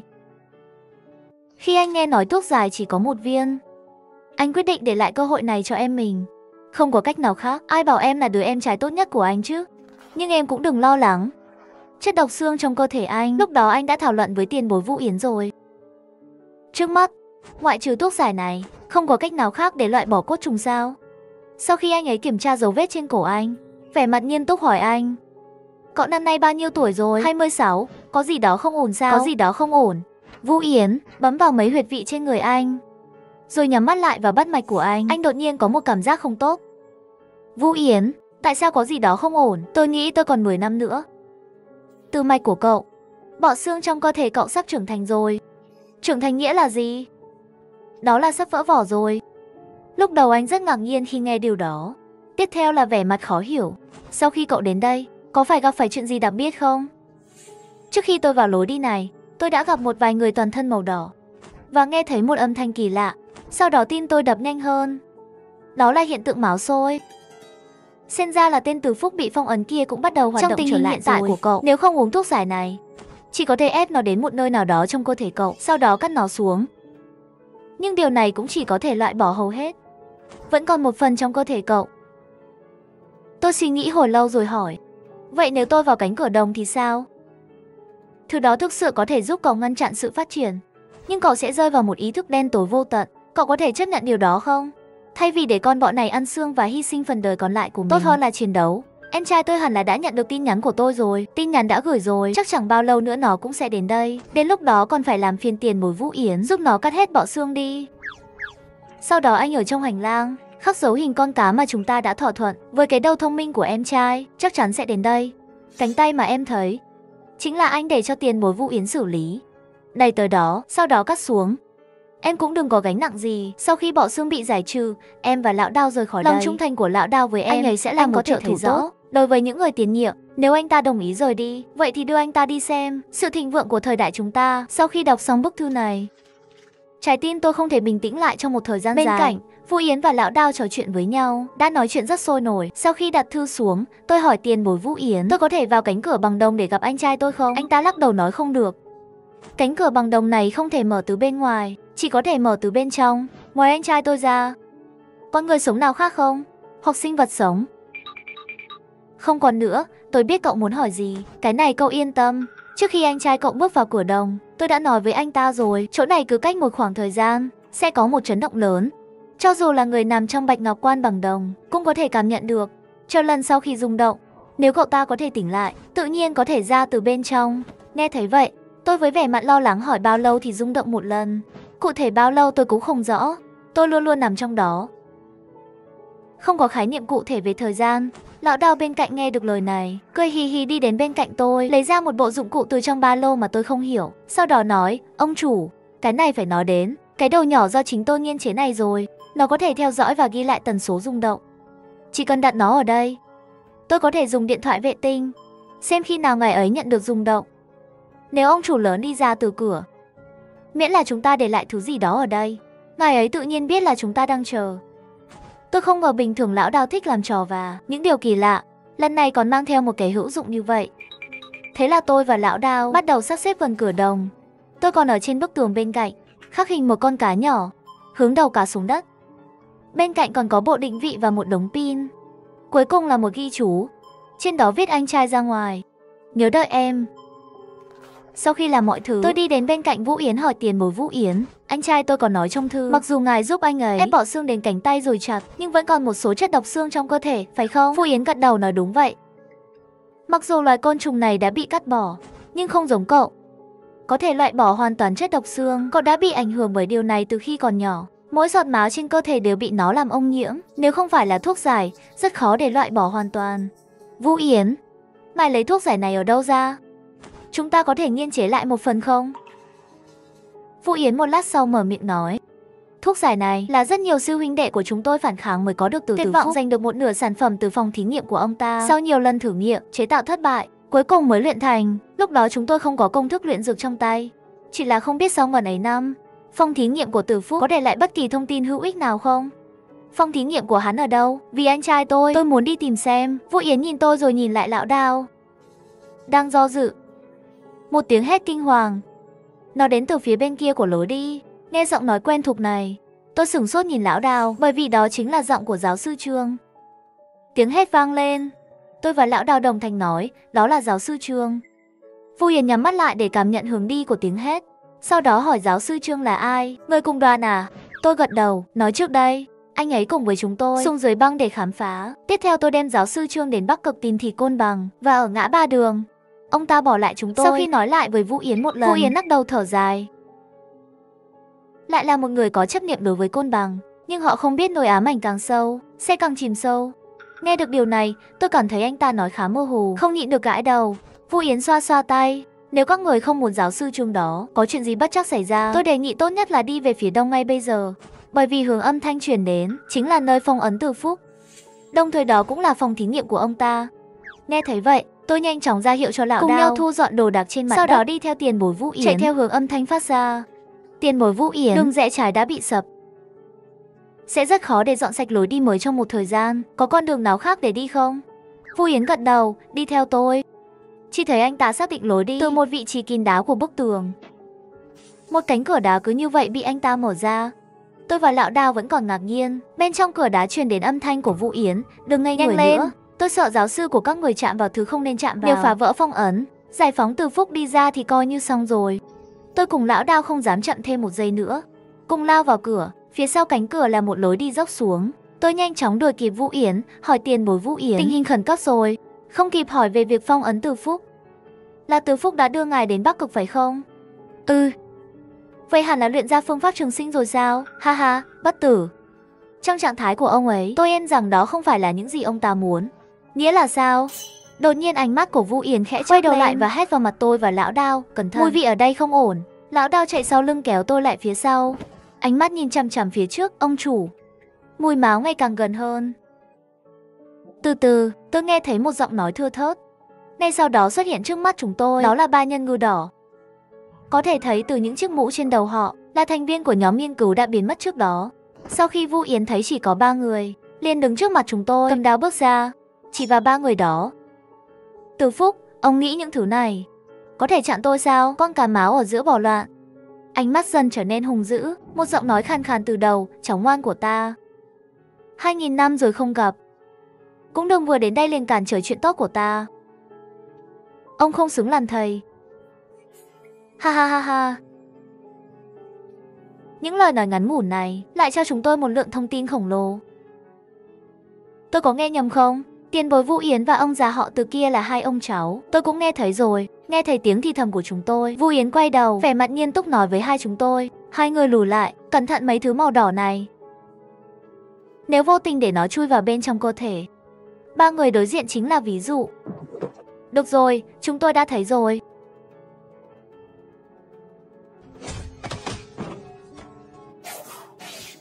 Lâu như vậy không gặp, thực lực đã tăng lên nhiều chưa? Đừng trì hoãn thời gian ở đây.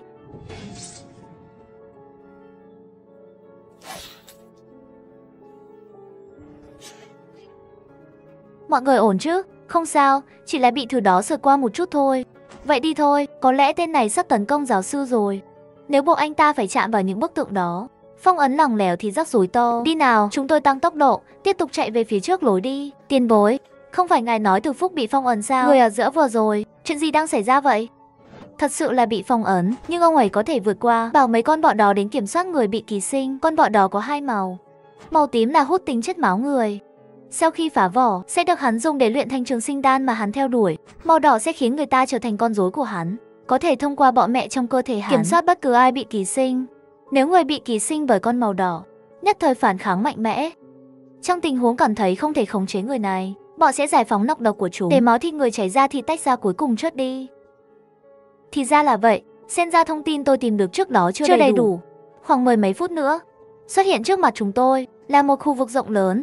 2 hàng bên trái và bên phải lần lượt đặt các loại tượng đá. Người cầm đèn pin bên dưới tượng đá chính là giáo sư Trương. Tôi sẽ tới đó ngay lập tức. Đừng chạm vào những bức tượng đó. Nghe tôi này. Giáo sư Trương giống như một quả bóng xì hơi, ngồi sụp trên mặt đất. Tôi nhìn tấm bản đồ tôi lấy được từ giáo sư Trương. Sau khi so sánh với bản đồ trong tay tôi hỏi giáo sư Trương, bản đồ này của ông là gì? Nó đến từ đâu? Là anh trai tôi gửi cho ông sao? Giáo sư Trương nhìn lên, sau đó vô lực nói, đúng vậy, tôi giúp anh ta gia nhập đội khảo sát Côn Bằng. Anh ta giúp tôi tìm đường đi của Thị Côn Bằng. Nói đến đây, giáo sư đột nhiên dừng lại, sau đó nhìn chằm chằm vào bản đồ khác trên tay tôi. Tôi có thể đoán được, anh ấy không chỉ gửi lại bản đồ cho tôi, mà cũng sẽ gửi lại cho cậu. Dù sao chuyện của gia đình nhà họ Bàng, anh trai của cậu cũng từng nói với tôi một chút. Bên cạnh, Vũ Yến lại nhíu mày. Giáo sư Trương, nếu đi theo bản đồ của ông, sẽ không đến đây đâu. Lúc đầu tôi đi bên trái, vẫn bình thường, chỉ là sau đó gặp được mấy người này, bị họ chặn rồi. Sau đó tôi bắn chớp vài tên, rồi họ không xa, không gần, dẫn tôi đi về phía trước, đi ngang qua một nơi đầy màu đỏ. Vô tình tôi dẫm lên khoảng trống, sau đó tôi rơi xuống đây. Nghe xong, Vũ Yến rơi vào suy nghĩ, Treo đầy báo ứng xuân màu đỏ sao? Bên dưới thành phố cổ, làm sao có thể có lối đi kết nối với lối đi ở đây? Chẳng lẽ đây là cách để thoát khỏi phong ấn của Tứ Phúc? Ngay lúc này, phía trên lối đi bắt đầu có bụi thưa thớt rơi xuống. Lão Đao ngẩng đầu nhìn lên, một con báo ứng xuân cực lớn đang nằm ở phía trên lối đi, nhìn chằm chằm mấy người bên dưới. Cái thứ trên đầu kia, có phải là những thứ bên trong tượng đá không? Nghe vậy, chúng tôi nhìn lên.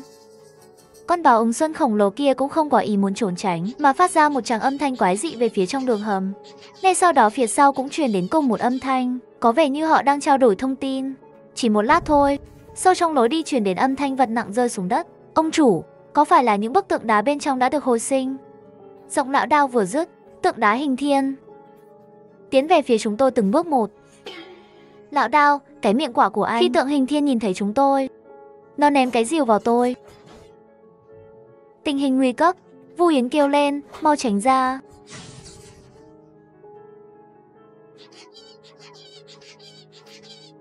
Tình thế nguy cấp, cậu và Lão Đao tìm cách giải quyết tên trên đầu kia. Tượng đá này tôi sẽ xử lý. Tôi gật đầu với Vũ Yến, nói với giáo sư Trương. Giáo sư, tìm một chỗ trốn đi. Giáo sư Trương nhanh chóng trốn sang bên cạnh. Tôi cầm lấy khẩu súng của giáo sư Trương rơi xuống đất, bắn một viên đạn vào con bọ trên đỉnh đầu. Nhưng khoảnh khắc tôi chĩa súng vào nó chạy nhanh ra ngoài. Tình huống gì đây? Thứ này còn biết trốn sao?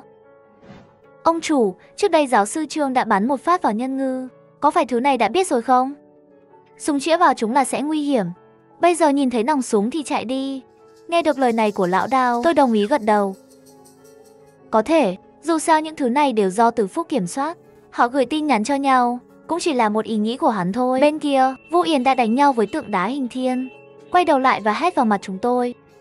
Ông chủ, Lão Đao, nhanh đuổi theo và giải quyết con bọ đó đi. Nếu không tiếng kêu của nó sẽ đánh thức nhiều bọ hơn. Con bọ lớn bị mắc kẹt bên trong tượng đá, và con bọ nhỏ bị đóng băng cũng sẽ bị đánh thức. Thật sự đến lúc đó, tôi em là chúng ta khó mà trốn khỏi đây. Nghe thấy Vũ Yến nói vậy, Lão Đao và tôi cũng biết tình trạng khẩn cấp. Chúng tôi hướng về phía con bọ lớn kia chạy trốn. Chạy ra ngoài, nhưng trong một góc không ai quan tâm. Một người bị báo ứng xuân ký sinh lặng lẽ xuất hiện sau lưng giáo sư Trương. Giây tiếp theo, nó đưa tay che miệng giáo sư Trương, sau đó chậm rãi đưa đầu vào bên tai giáo sư Trương. Giáo sư, nghe nói ông tới đây là vì tìm thịt côn bằng. Nghe được mấy chữ thịt côn bằng này, giáo sư Trương trở nên kích động. Người phía sau tiếp tục. Tôi có tin tức về thịt côn bằng ở đây. Không biết giáo sư có hứng thú không? Giáo sư Trương cố gắng gật đầu. Ha ha ha ha ha. Nếu giáo sư quan tâm, có thể đi đâu đó với tôi. Giáo sư Trương vừa bước về phía trước 2 bước, lại có chút do dự. Làm sao tôi biết được, cậu còn nói dối tôi không? Chào giáo sư. Tôi thấy tình trạng thể chất của cậu chắc là không còn sống được bao lâu nữa. Ha ha.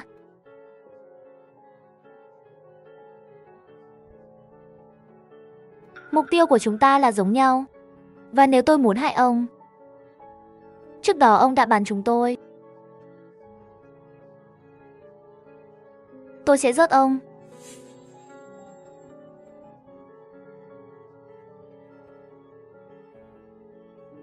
Giáo sư Trương cúi đầu suy nghĩ, biểu cảm trên mặt lại thay đổi.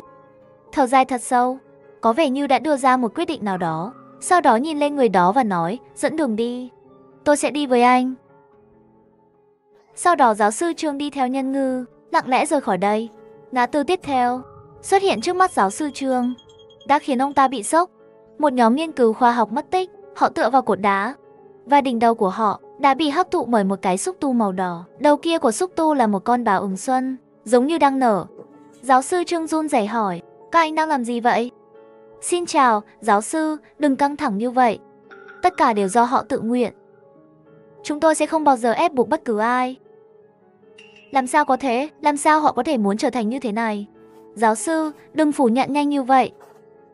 Tất cả đều là người lớn, luôn có suy nghĩ của riêng mình. Đi thôi. Khi đến nơi, cậu có thể không nói như vậy. Sau đó giáo sư Trương theo nhân ngư đi sâu hơn vào lối đi. Sau khi đi một vòng tròn lớn, xuất hiện trước mặt giáo sư Trương là một cái đỉnh đồng khổng lồ. 4 phía trên cùng có 9 sợi xích sắt. Nhìn kỹ, trên 8 sợi xích sắt, tất cả đều có một miếng màu đỏ sẫm khô khốc. Đây là đỉnh đồng. Đúng vậy, bên trong có những thứ gì? Thịt côn bằng. Cái gì thật sự là thịt côn bằng sao? Giáo sư Trương nhìn kỹ bốn phía, lại cảm thấy hình như có gì đó không ổn, lúc này mới nhớ ra hỏi không đúng. Ngư Tài đã nói gì với mình nhỉ? Thịt côn bằng không tồn tại. Giáo sư, ông nghe thấy gì rồi? Có phải tiểu tử tên Vũ Yến kia nói cho hắn biết rồi không? Nghĩ lại thì, tại sao nó có thể giải độc xương trên người? Bởi vì xương mù là do tôi trồng cho chúng. Chỉ có dùng thuốc giải mới có thể loại bỏ được. Ông nói xem tôi sao có thể không biết? Làm sao tôi biết ông có nói dối tôi không? Tôi nhớ là Vũ Yến đã nói rồi. Từ Phúc, anh đã bị bọn họ phong ấn rồi. Trong trường hợp bên trong bị phong ấn là ông. Chắc không phải ông muốn tôi đến giúp ông giải phong ấn đó chứ? Ha ha. Ha ha. Giáo sư, cũng không có gì ngạc nhiên khi ông lại cẩn thận như vậy. Nếu đổi lại là tôi cũng sẽ như vậy. Họ phong ấn tôi. Phong ấn cơ thể tôi. Ở chỗ bức tượng đá trước đó. Không chỉ vậy, họ cũng lấy những cổ trùng mạnh mẽ nhất mà tôi đã nuôi dưỡng, cùng nhau phong ấn chúng. Bao gồm cả những gì ông nhìn thấy trên đường, bị phong ấn bên trong khối đá đó. Đương nhiên, bọn họ càng ghen tị nhiều hơn. Ghen tị vì tôi lấy được thịt côn bằng. Họ đánh lén tôi khi tôi đang luyện thuốc. Còn phong ấn nó bên trong này. Vì vậy, ông yêu cầu tôi đến đây là muốn tôi giúp ông hủy bỏ phong ấn trên này. Không tệ, đúng là giáo sư. Quả nhiên là thông minh. Nhìn thấy giáo sư Trương có vẻ lo lắng, Nhân Ngư bị Từ Phúc khống chế tiếp tục nói, giáo sư, yên tâm, miễn là ông hợp tác với tôi để mở phong ấn này. Thịt côn bằng tôi sẽ chia một phần cho ông. Để ông cũng có thể giống như đệ tử ngoan của tôi, loại bỏ mọi bệnh tật, còn có thể nhảy múa hồi xuân. Giáo sư Trương suy nghĩ hồi lâu, nhìn lên Nhân Ngư hỏi Từ Phúc, thịt côn bằng bên trong thật sự có thể khiến người ta khỏi hết mọi bệnh tật sao? Ha ha ha ha ha. Tất nhiên rồi. Tôi chạy theo con đường cũ. Thứ vừa rồi có chạy vào trong này không? Vâng, ông chủ, chắc là tôi nhìn không nhầm. Hắn vù vù một cái liền chui vào bên trong. Làm sao đây? Cái lỗ này nhỏ quá, tôi sợ là không chui vào được. Thử dùng bom xem. Lão Đao lấy ra một quả bom thu nhỏ. Tôi vội ngăn anh ta lại. Vẫn là vấn đề tôi đã nói trước đó. Đây là dưới lớp băng. Nếu động tĩnh quá lớn, sụp đổ thì xong rồi. Tuy nhiên, ngay khi tôi và Lão Đào đứng trước cửa động thảo luận, con báo ứng xuân cỡ lớn đã bỏ chạy, lại từ vết nứt trên vách đá phía sau chúng tôi, lặng lẽ bò ra ngoài. Khoảnh khắc tiếp theo, trực tiếp nhào tới chỗ chúng tôi. Lão Đào cẩn thận. Ông chủ, anh ổn chứ? Tôi nhìn chỗ bị báo ứng xuân làm chảy xước, từ từ bắt đầu lành lại. Sau đó quay đầu nhìn về phía báo ứng xuân trên mặt đất. Sau khi dính máu của tôi, nó bắt đầu co giật trên mặt đất. Tôi lập tức nói, Lão Đao, hãy rớt nó đi. Lão Đao gật đầu, một thân bay qua, cầm đao, trực tiếp cắm vào cơ thể báo ứng xuân. Sau khi báo ứng xuân trên mặt đất lắc mình hai cái nhúc nhích nữa, đột nhiên Lão Đao như là nghĩ đến điều gì đó, mau rút đao ra. Mẹ kiếp, đao xanh quý giá của tôi. Tôi nhìn theo tiếng hét của Lão Đao. Đao trong tay hắn lại bị con báo ứng xuân này ăn mòn rất nhiều. Được rồi, tiền bối Vũ Yến không phải đã nói tìm một cái tốt hơn mà. Chúng ta phải quay lại thôi. Xem đi, tiền bối Vũ Yến bên kia có cần giúp đỡ không? Thứ này vừa kêu rất nhiều tiếng, cũng không biết sẽ gọi cái gì đến. Sau khi Lão Đao đến đỡ tôi dậy, chúng tôi đã chạy về lối đi trước đó. Lão Đao chạy phía sau, nhìn thấy vết thương của tôi đã lành, không thể tin được hỏi, ông chủ, tôi nhìn không nhầm phải không? Vết thương trên người anh. Tôi chạm vào vết thương và nói, đây hẳn là những gì tiền bối Vũ Yến nói, những thay đổi trong cơ thể sau khi uống viên thuốc đó. Khả năng phục hồi khủng khiếp như vậy, có phải tiền bối Vũ Yến cũng như vậy không? Nghe Lão Đao nói như vậy, tôi chợt nhớ ra, trước đây Vũ Yến đã cắt lòng bàn tay trước mặt tôi. Máu của anh ta cũng màu trắng, cũng giống như tôi, trong chốc lát, vết thương đã lành lại. Tôi gật đầu đồng ý với câu nói của Lão Đao. Khi chúng tôi quay lại hành lang trước đó, đúng lúc thấy Vũ Yến giải quyết xong con báo ứng xuân khổng lồ cuối cùng. Bên cạnh anh ta đã đầy các loại mảnh vụn, và các bộ phận của báo ứng xuân cũng rải rác khắp nơi. Tôi vội vàng tiến lên hỏi tiền bối, bên này của ngài không sao chứ? Không sao. Con báo ứng xuân bỏ chạy đã giải quyết được chưa? Xong rồi. Tôi chạm vào chỗ chữa lành trên cơ thể mình, muốn nói gì đó rồi lại thôi. Sao vậy? Xảy ra tai nạn gì à? Không, vừa rồi khi chúng tôi đang đuổi theo con báo ứng xuân đó, không cẩn thận bị hắn cắt ngang ngực, nhưng máu tôi chảy ra lại là màu trắng. Và sau khi nó chạm vào máu của tôi, ngã xuống đất rồi mất hoạt động, co giật toàn thân. Đây là những gì tôi đã nói với cậu trước đây. Thay đổi sau khi uống viên thuốc đó, vật liệu dược phẩm chứa trong đó chính là điều mà Từ Phúc đang tìm kiếm ở đó. Nghe này, tôi hỏi một câu cuối cùng. Vết thương trên người nhanh chóng lành lại. Đó cũng là sự thay đổi mà viên thuốc đó mang lại sao? Cậu và tôi đều là những người đã uống viên thuốc đó. Chuyện xảy ra với cậu thay đổi giống như tôi. Vì vậy, cậu phải học cách sử dụng sức mạnh đó trong cơ thể. Nó không chỉ chữa lành vết thương. Tôi gật đầu. Khi còn muốn hỏi làm thế nào để phát hiện ra sức mạnh đó, lão Đao đã đi đến hang ổ của Từ Phúc. Đột nhiên chạy ra, vẫy đao xanh trong tay nói với tiền bối Vũ Yến. Cái thứ báo ứng xuân kia ăn mòn ghê thật. Thanh đao xanh của tôi cũng không chịu nổi. Hai lần nhớ phải giúp tôi tìm một thanh tốt hơn, vừa tay hơn nhé. Vũ Yến nhìn lão Đao, sau đó vỗ bụi trên người nói, được. Đi thôi, chúng ta nên đi xem phong ấn đỉnh của Từ Phúc có bị phá hủy không? Vừa rồi đến đây 8 cái điều khiển 10 con báo ứng xuân. Tất cả đều là trợ lý đắc lực nhất trước đây của Từ Phúc. Hắn lập tức thả hết ra để đối phó với chúng ta. Nghe Vũ Yến nói vậy, lão Đao và tôi cũng đành phải thu hồi tâm trạng thư giãn, chú ý lại những điều này. Vừa đi về phía trước 2 bước, lão Đao đột nhiên vỗ đầu, ông chủ. Chúng ta có quên gì không? Tôi nghi hoặc nhìn lão Đao, sau đó đồng thời mở miệng nói, giáo sư Trương, hỏng rồi. Tôi quên gọi giáo sư Trương. Tôi và lão Đao vội vàng hét lên xung quanh.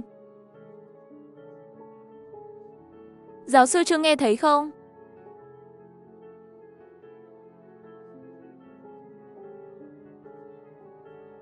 Khi chúng tôi đi vào, cái hành lang mà Nhân Ngư đưa giáo sư Trương vào, có rất nhiều xác thành viên đoàn thám hiểm khoa học. Một bóng người từ bên trong chạy ra. May mà tôi nhìn rõ mặt người đến, kịp thời giữ tay lão Đao mới dừng tay, mới tránh được một lần ngộ thương. Bởi vì người đi ra chính là giáo sư Trương. Sao gọi ông mãi mà không trả lời? Ông ta chỉ là lúng túng gãi đầu nói. Vừa nãy vào trong đi nặng một chút, tôi đã vội vàng ra ngoài rồi đây mà. Sao vậy? Đã giải quyết xong chưa? Chúng ta có phải quay về rồi không? Nghe giáo sư Trương nói vậy, tôi luôn cảm thấy có gì đó kỳ lạ. Lão Đao bên cạnh cười hì hì nói. Giáo sư hơi đỏ mặt. Đâu? Chưa lau à? Cúi đầu xuống dường như là bị lão Đao đoán trúng. Tôi cũng không để ý đến chuyện này. Sau đó nói với giáo sư Trương, giáo sư, phía trước có những báo ứng xuân khổng lồ. Tiền bối Vũ Yến sợ phong ấn có chút lỏng lẻo, cho nên phải qua xem. Nghe tôi nói vậy, giáo sư Trương cúi đầu thì thầm một câu, còn phải qua nữa, rắc rối quá. Giáo sư nói gì? Tôi nghe không rõ lắm. Giáo sư Trương lắc đầu nói không. Không có gì. Ngay bây giờ. Khi chúng tôi đưa giáo sư Trương về,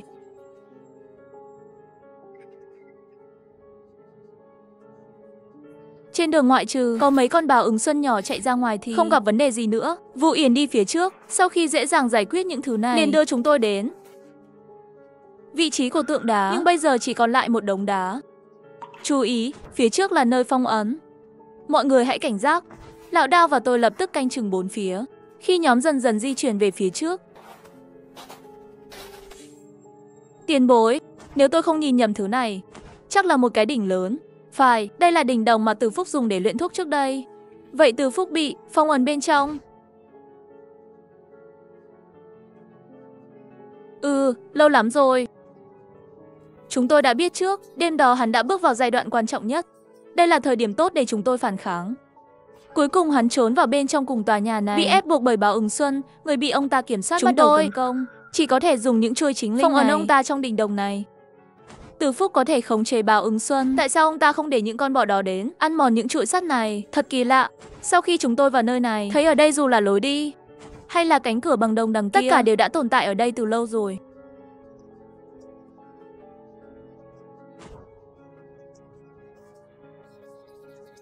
Và những chuỗi lăng mộ này, tất cả đều xuất hiện từ sau cánh cửa bằng đồng. Nói đến đây, Vũ Yến đột nhiên trông có vẻ lo lắng, chạy nhanh lên phía sau.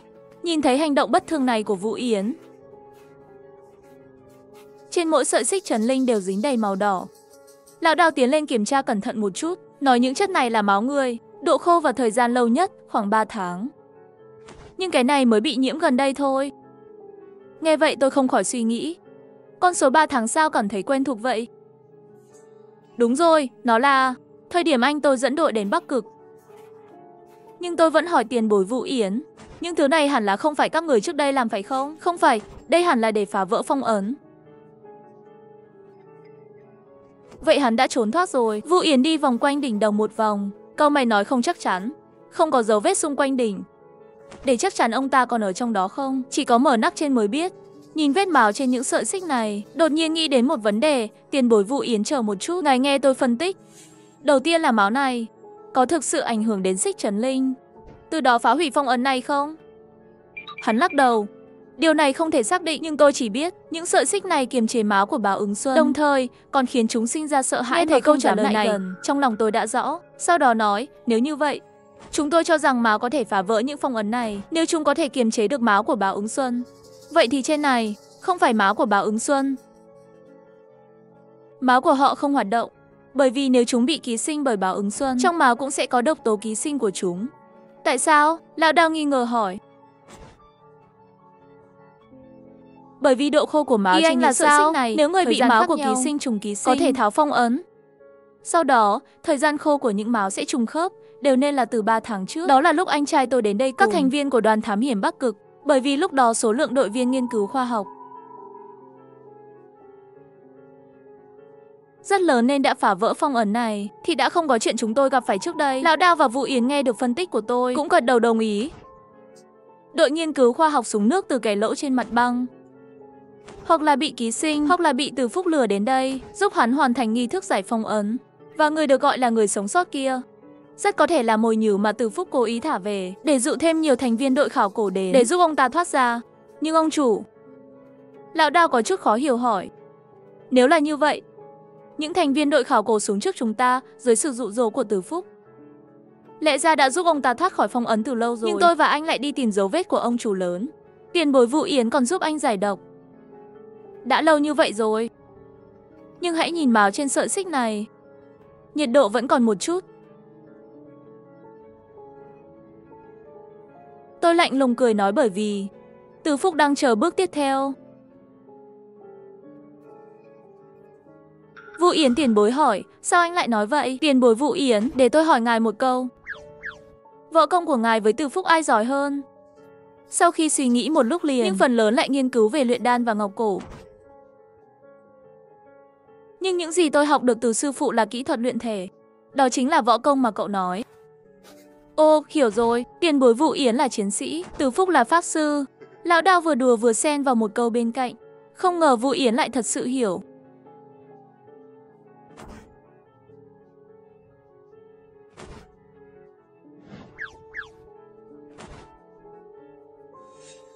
Từ Phúc đã giải phong ấn và rời khỏi đây rồi. Sau đó có thể đã thiết lập một cuộc phục kích bên trong. Chờ ngươi mở ra chúng chiêu.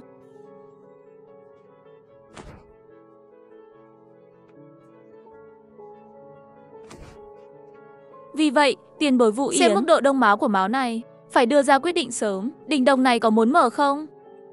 Vũ Yến cầm thanh kiếm trong tay, dường như đã quyết định. Hai người ra khỏi đây, tránh xa ra, chuẩn bị. Nghe thấy Vũ Yến nói vậy, tôi và Lão Đao vừa lùi lại vừa đề phòng. Chúng tôi nín thở, chờ Vũ Yến mở dây đeo trên cùng của đỉnh đồng.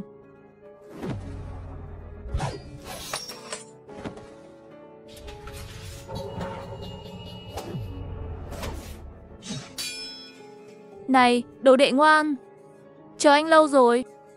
Thật đáng tiếc, bị anh tránh được rồi. Vũ Yến nhanh chóng rơi xuống đất, lùi lại 2 bước và nói với chúng tôi. Bên trong đã bị hắn đổi thành con rối của hắn rồi. Bản thể phòng trường còn chưa chạy được bao xa. Đã đến rồi, đừng vội đi vậy chứ.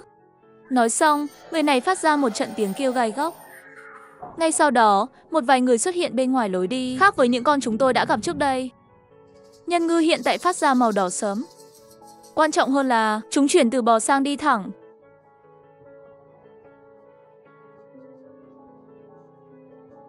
Mạnh hơn trước. Các người tìm cơ hội xông ra ngoài tìm được bản thể của Từ Phúc. Chắc bây giờ ông ấy yếu lắm.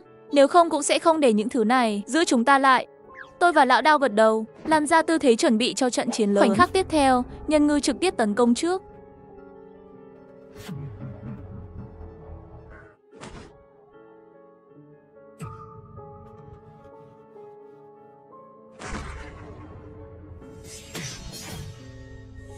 Hai người đi đi, tôi sẽ xử lý mấy thứ này.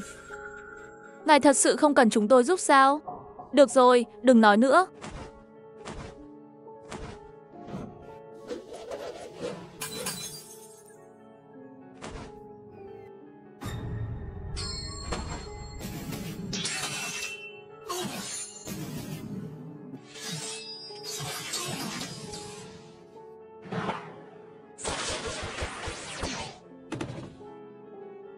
Đồ đệ ngoan.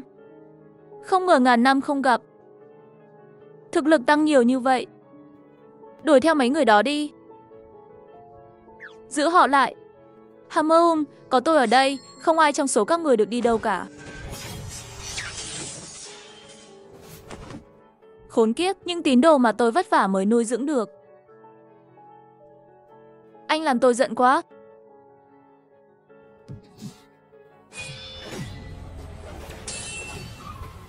Đột nhiên nhân ngư phát ra một tiếng động lạ, sau đó một bóng đen lao vụt qua.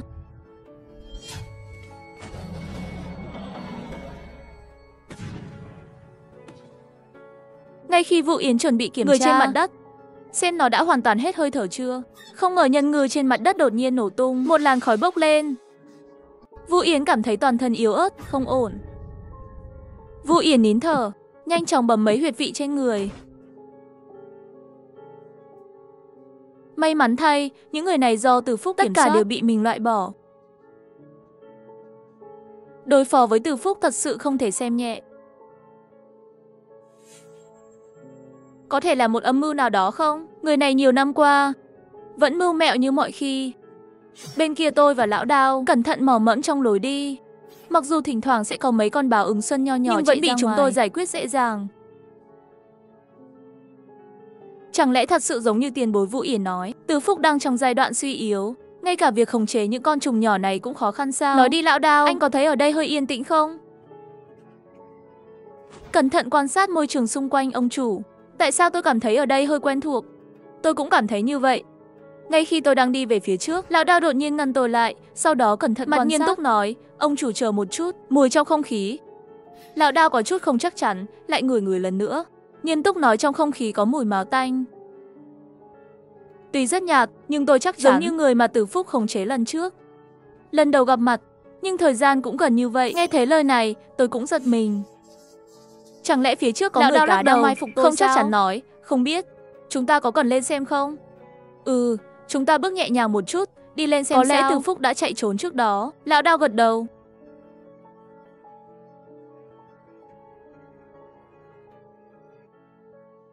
Khi đến gần tôi mới phát hiện ra, đây hình như là nơi lúc trước tìm thấy giáo sư Trương. Nơi hắn đột nhiên xuất hiện. Chưa đợi tôi nhìn kỹ môi trường xung quanh, lão Đao kéo tôi ra sau tảng đá. Mặt bên kia của tảng đá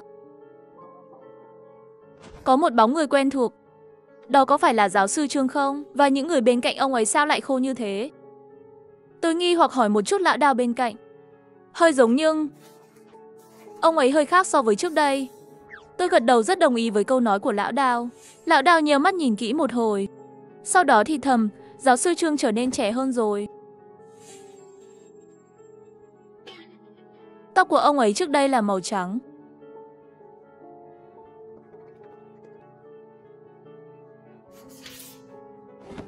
Ông chủ, đó còn là giáo sư Trương không? Hắn đang hấp thụ tính chất của những người đó sao? Không đợi tôi trả lời, khoảnh khắc tiếp theo nhân ngư bị hút khô, đủ để nói lên tất cả. Ông chủ, có thể đó không còn là giáo sư Trương nữa. Tại sao anh nghĩ ông ấy không phải là giáo sư Trương nữa? Cậu nhìn kỹ môi trường xung quanh đây. Giống như khi chúng ta đến tìm ông ta, nơi hắn đột nhiên chạy ra. Sau khi nói như vậy, không có gì ngạc nhiên khi tôi lần đầu tiên đến đây. Luôn cảm thấy có chút cảm giác quen thuộc. Tôi nghi ngờ giáo sư Trương lúc đó có vấn đề. Đó là lý do ông ta xuất hiện và dẫn chúng ta đi.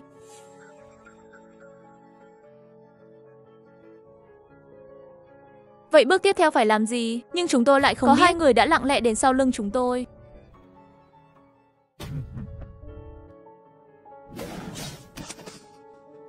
Sao lại thế này? Sao lại thế này? Không phải ngươi đã trúng nhuyễn cân đoạn hồn tán của ta rồi sao? Sao có thể ổn chứ?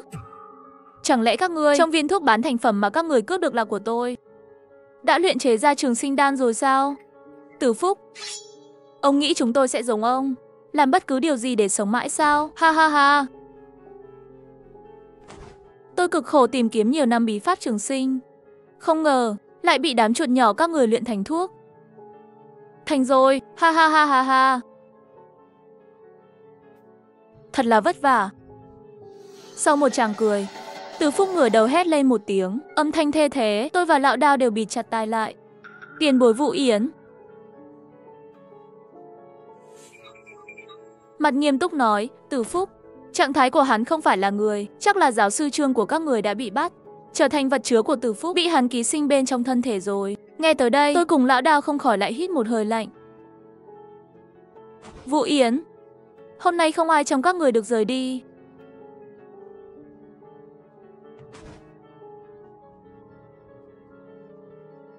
Hừ, đừng mơ tưởng.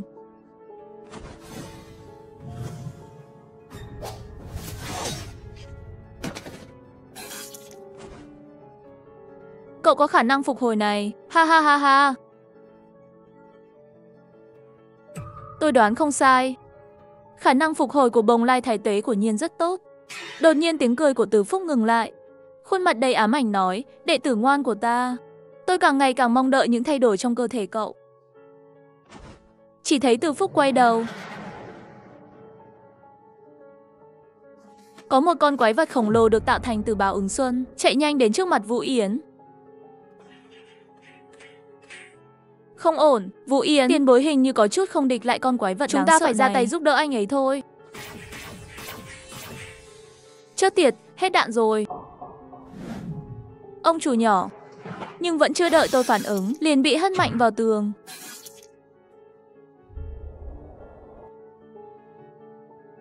Buồn cười, con kiến nhỏ như ngươi mà cũng có khả năng chữa lành nhanh chóng. Có vẻ như tôi phải cố hết sức.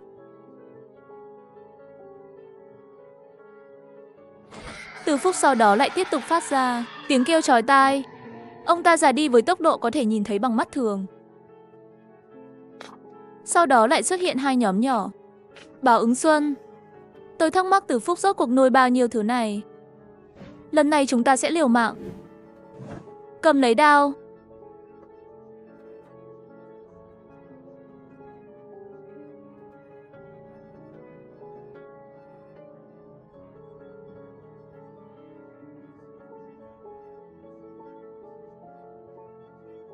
Hắn đã dốc mọi thứ ra để đối phó với chúng tôi, xem ra là muốn đánh chết chúng ta.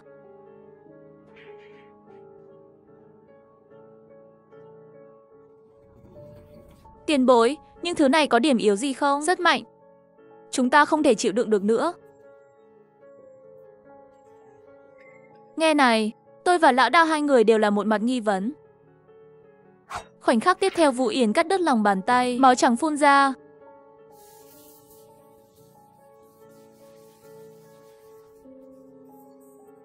Báo ứng xuân từng mảnh rơi xuống đất. Toàn thân run rẩy hai cái rồi không nhúc nhích nữa. Làm sao có thể? Các người đã làm gì con tôi? Tại sao tôi lại mất liên lạc với chúng? Tiền bối, tất cả nhờ cậu. Lão Đao mau nhân lúc hắn yếu, chúng ta cùng tiến lên. Nhanh chóng giải quyết mấy thứ này đi. Hay lắm, cuối cùng cũng đợi được cơ hội này rồi. Vừa nãy bị đánh đau, bây giờ phải trút giận mới được.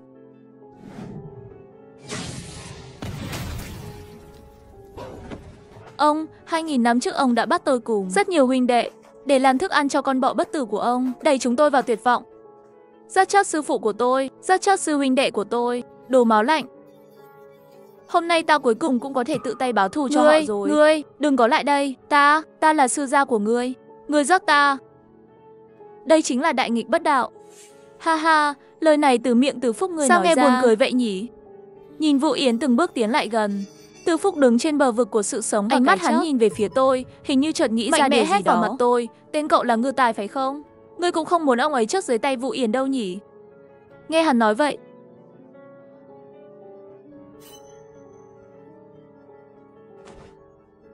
tôi lập tức tiến lên ngăn cản. Có cách nào để Từ Phúc rời khỏi thân thể của giáo sư Trương không?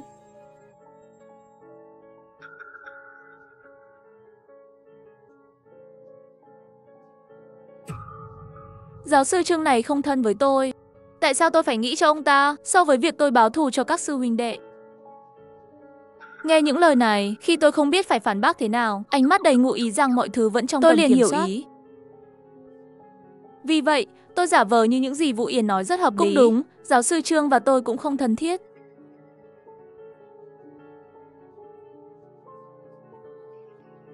Giáo sư Trương là cái thá gì? Lão đang ngạc nhiên vì thái độ của tôi chuyển biến nhanh như thế. Cậu nghiêm túc chứ? Yên tâm đi, chuyện gì đã xảy ra ở vùng đất cực Bắc này? Ai sẽ biết? Thấy tôi đã quyết, lão Đao không nói nhiều nữa. Vũ Yến từng bước đến gần Từ Phúc.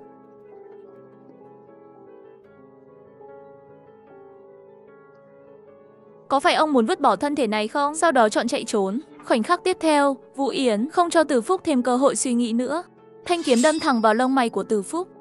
Vào thời điểm nguy hiểm này, bản thể của Từ Phúc nhanh chóng thoát ra từ vết thương trên mặt giáo sư Trương. Từ Phúc, ông vẫn quý mạng như vậy. Không đám cược tôi sẽ ngừng tay. Khốn kiếp, tại sao nhất định phải ép tôi đến mức này? Muốn biết không? Đi hỏi các đệ tử bị ông hại chớt.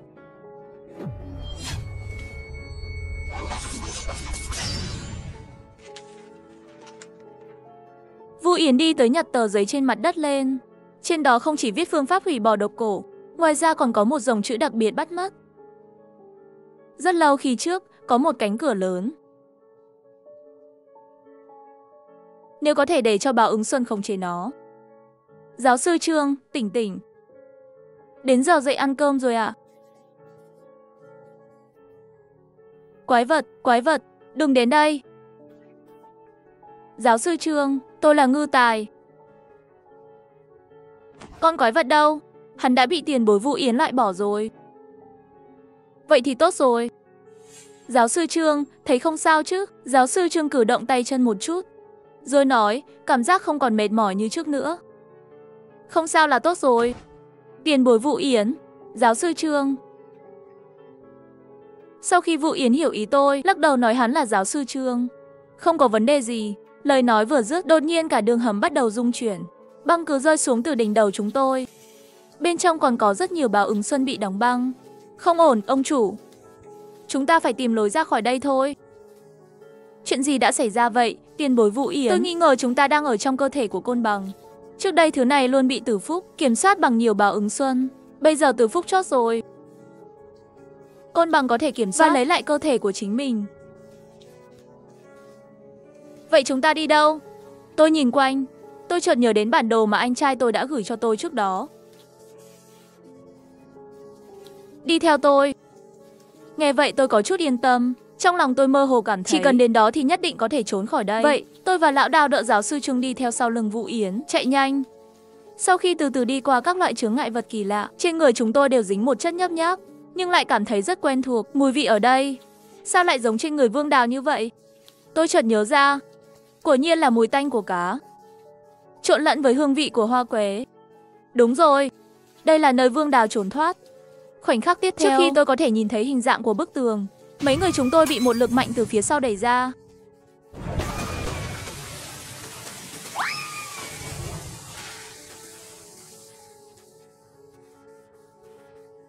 Mọi thứ biến mất trong nháy mắt. Trước tiên bơi lên bờ rồi nói sau.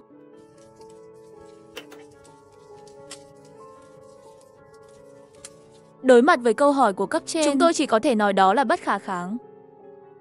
Còn Vũ Yến thì thay quần áo của anh trai tôi, trở về như anh trai tôi. Sau hơn nửa tháng kiểm tra theo dõi, cuối cùng chúng tôi cũng có thể về nhà. Làm sao anh biết? Chúng ta đang ở trong cơ thể của Côn Bằng. Bởi vì cái này, nói rồi, Vũ Yến lấy ra tờ giấy mà Từ Phúc đã đánh rơi trước đó. Mặc dù nghi ngờ, làm sao hắn có thể sau nhiều lần kiểm tra vô sự giấu kỹ tờ giấy như vậy, nhưng đợi khi tôi xem nội dung bên trong, liền không còn quan tâm đến vấn đề này nữa. Nhưng thông tin này có lẽ sẽ giúp chúng ta điều tra ra mọi việc. Trong quá khứ, tôi thực sự đã tiếp xúc với một số loại thuốc này. Liệu anh tôi có được cứu không? Vậy tiếp theo chúng ta nên bắt đầu trở nên hoảng hốt. Cho đến trưa hôm đó, hàng xóm khai trương liền nhìn vào cửa kiểm tra, mới phát hiện ra trong nhà hắn ta lại xuất hiện đầy đất da người.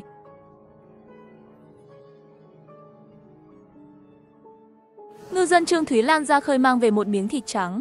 Kể từ đó, cô ấy bắt đầu thờ phụng nó mỗi ngày. Nhưng mọi người không để ý, cho đến khi Trương Thúy Lan chết 2 tháng sau đó, cơ thể khô quắt, toàn thân máu thịt đều biến mất. Thịt trắng đặt trên bàn bát tiên lại không cánh mà bay.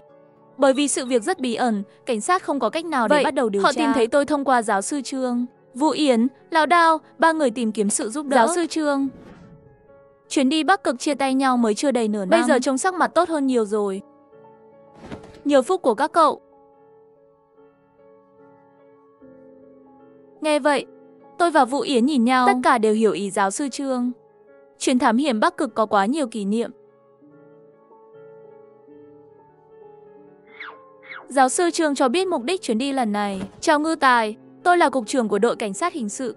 Tôi nghe giáo sư Trương nói về sở trường của các cậu rồi. Hiện tại có một vụ án khó khăn, muốn nhờ các cậu giúp đỡ. Vâng. Chúng tôi chỉ là người bình thường. Sao chúng tôi có thể tham gia vào công việc chính thức của anh? Ngư Tài, cậu không cần phải từ chối nhanh như vậy. Những gì liên quan đến vụ án này, có lẽ cậu sẽ quan tâm. Cái gì? Nghe vậy, tôi và Vũ Yến nhìn nhau lần nữa. Đi thôi. Chúng tôi sẽ đi ngay bây giờ. Nạn nhân Trương Thúy Lan, nữ, 32 tuổi. Lúc đó người báo án là hàng xóm của anh ta, Trương Hữu Phúc. Lúc đó hắn ngửi thấy mùi lạ, tò mò nên đến nhà Trương Thúy Lan kiểm tra. Lúc này mới phát hiện ra sự thật đối phương đã chết. Tôi và Vũ Yến dừng bước. Chưa vào nhà đã ngửi thấy một mùi hương bất thường, tương tự như một số loại hương thơm nhưng không thể nói chính xác là thịt gì. Mùi này từ trong phòng bay ra. Sau đó dưới sự lãnh đạo của nhân viên xử lý, chúng tôi vào trong nhà. Thi thể Trương Thúy Lan lặng lẽ nằm giữa phòng khách. Nói chính xác hơn là một tấm da người. Cô ấy không tự sát, cũng không phải bị rớt. Mê mông, có gì lạ không? Cảnh sát bên cạnh chỉ vào bàn thờ trong phòng khách. Nhưng bây giờ trên đó trống rỗng. Chỉ còn một đĩa sứ trắng cỡ lớn trống rỗng đặt trên bàn. Tôi vào xem, trên đĩa sứ dính một chút chất nhầy trong suốt. Cái này cùng với chất nhầy thấm ra từ thi thể của Trương Thúy Lan hoàn toàn giống hệt nhau. Mùi này quả nhiên là mùi thịt kỳ lạ đó. Lúc này một cảnh sát khác đưa đến một tờ ghi chú. Ngày 25 tháng 8 năm 2024, Bà Nội xuất hiện hiện tượng lột da. Chất lượng thịt chắc nịch và tinh tế, chứng thực suy đoán trẻ hóa. Ngày 25 tháng 8 được viết trong nhật ký, đó là ngày trước khi phát hiện thi thể của Trương Thúy Lan. Ban đầu chúng tôi phán đoán Trương Thúy Lan có thể đã gia nhập tà giáo nào đó, bị mê hoặc tự sát, tạo ra một nghi thức tà ác nào đó. Nhưng rất nhanh, kết quả điều tra chúng tôi nhận được sau đó đã lật đổ luận điểm này. Không chỉ vậy, kết quả khảo sát cho thấy hiện trường ngoài dấu vết của Trương Thúy Lan, không có dấu vết của người ngoài. Vụ án cũng rơi vào bế tắc. Trong trường hợp đó, đi thôi, chúng ta đi gặp người hàng xóm đó, Trương Hữu Phúc. Tôi đang nói sự thật đấy. Trương Hữu Phúc ngồi đối diện, vẻ mặt lo lắng nói. Sợ chúng tôi không tin anh ta, Trương Thúy Lan, cô ấy là một kẻ lập dị. Trương Hữu Phúc, anh nói kỹ xem Trương Thúy Lan có gì lạ không? Trương Thúy Lan tuy là người địa phương, nhưng chuyện đó đã xảy ra từ rất lâu rồi. Tất cả mọi người đều ở lại thành phố.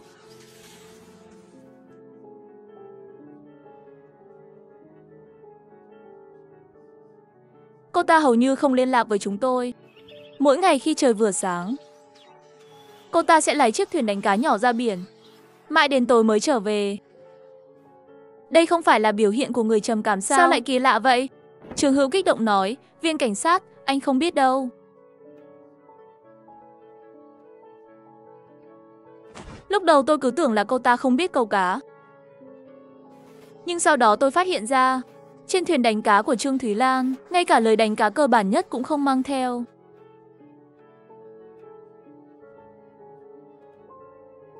Tôi cũng là một người nhàn rỗi và tò mò, mỗi ngày đều lặng lẽ theo dõi một chút, xem cô ta đang làm gì.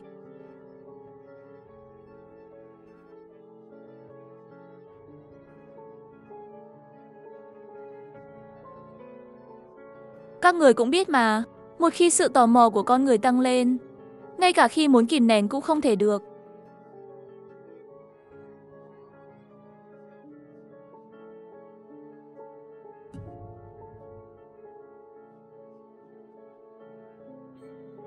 Nói thế nào nhỉ? Cô ta lấy một quả cầu thịt trắng lớn ra khỏi bể nước, rồi đặt nó lên bàn thờ trong nhàn. Cô ta cắn một miếng và nói chuyện với quả cầu thịt như với bà nội mình. Cô ta coi củ cầu thịt đó là bà nội của mình. Nói đến đây, anh ta nuốt một ngụm nước bọt.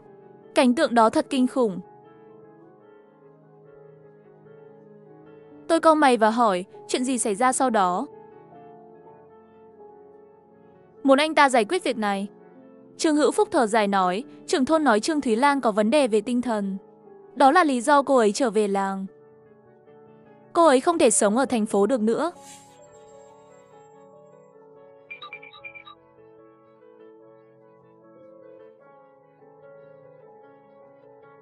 Nói như thế nào nhỉ? Chúng ta đừng mê tín. Đừng tự làm mình sợ hãi. Về thái tuế, hiện nay khoa học giải thích rằng đó là một hiện tượng thiên văn phức tạp. Nghe xong tôi trầm ngâm suy nghĩ.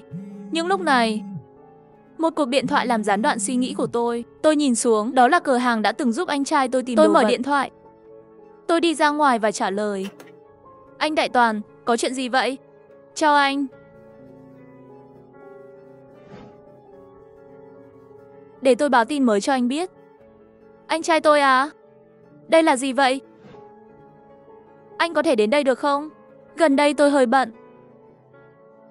Tôi nhìn lão Đao trong phòng thẩm vấn. Sau đó nói, tôi sẽ bảo lão Đao liên hệ với anh. Mê mâng, cũng được, anh bảo anh ấy đến Thần Nông đi. Vị trí cụ thể tôi sẽ gửi cho anh. Các điện thoại, tôi vào trong sau khi sắp xếp mọi thứ cho lão Đao.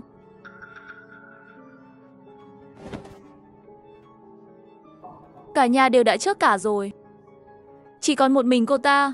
Trương Hữu Phúc không nhịn được thở dài. Thật là một hoàn cảnh khó khăn. Đứa trẻ này thật đáng thương.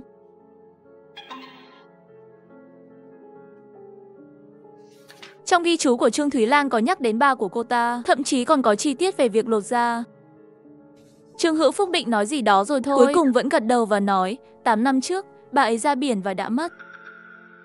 Về cái chết của bà nội Trương Thúy Lan, theo hồi ức của Trương Hữu Phúc, 8 năm trước, trời mưa to, sương mù dày đặc trên biển, thuyền đánh cá nhỏ ra biển, khả năng cao là có đi không có về. Nhưng bà nội Trương Thúy Lan không nghe lời khuyên, bà vẫn lao thẳng ra biển. Tôi hỏi, sao cô ta không nói lý do bà ra biển? Tôi đã hỏi cô ấy rồi.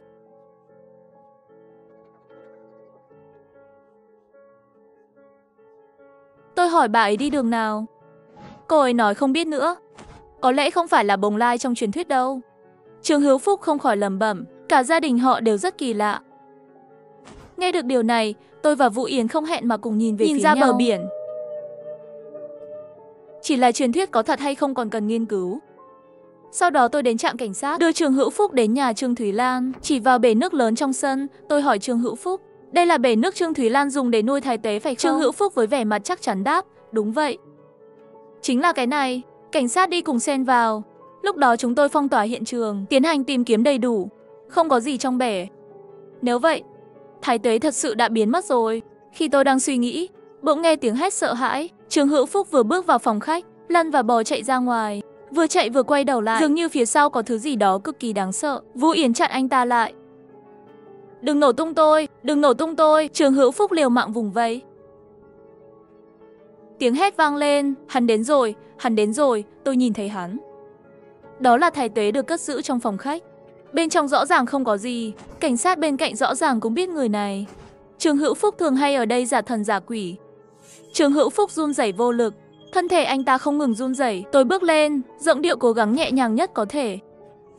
Nhìn thấy chúng tôi đến đầy đủ, Trương Hữu Phúc như vừa tỉnh mộng, anh ta lắc đầu bối rối. Không có gì.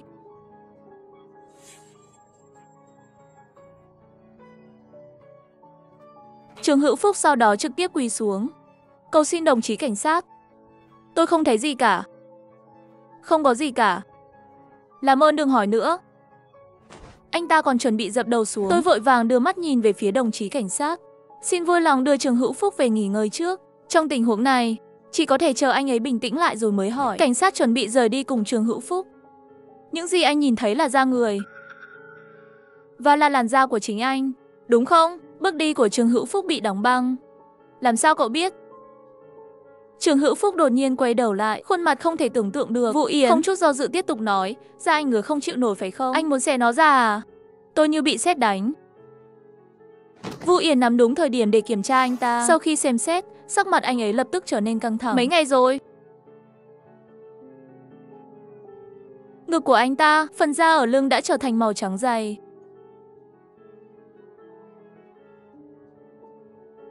Nó bắt đầu từ đêm gọi cảnh sát. Trương Hữu Phúc lúc này mới trả lời, giọng buồn bã. Lúc đầu tôi cứ tưởng đó là giả. Môi tôi hơi mấp máy. Vu Yến thầm lắc đầu với tôi. Cần đưa anh ta đến bệnh viện ngay lập tức.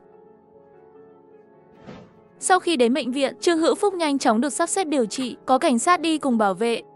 Dưới danh nghĩa quay lại đồn cảnh sát để kiểm tra thông tin. Sau khi rời bệnh viện, Vu Yến ra hiệu cho tôi đi một con đường khác. Tôi hỏi về làng Bàng Vũ, tôi cần có lời giải thích. Mặc dù chúng ta được giao nhiệm vụ hỗ trợ điều tra, nhưng có một số việc không nên nói ra. Vu Yến lắc đầu. Càng ít người biết càng tốt. Trong tài liệu cổ của tổ tiên nhà tôi, ghi lại những điều kỳ lạ mà tổ tiên đã từng thấy và nghe. Chuyện kỳ lạ, có nói về một cách chết đặc biệt. Tên là Văn Thác Hóa. Tôi nhìn anh ấy.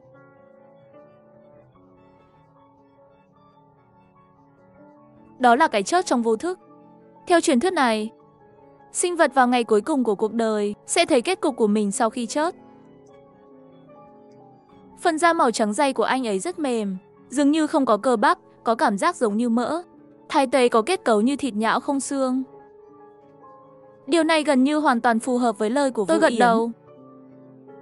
Mặc dù trước đây tôi có thái độ hoài nghi, nhưng bây giờ sau khi tận mắt chứng kiến, tôi phải đưa ra suy đoán. Tất nhiên, đây không phải là điều anh nghĩ. Đó là vị thần bảo vệ bồng lai trong truyền thuyết. Lý do chúng ta đến làng Bàng Vũ là vì ngôi làng này phải có một điều gì đó chúng ta đã bỏ qua. Chỉ là manh mối này rốt cuộc là gì?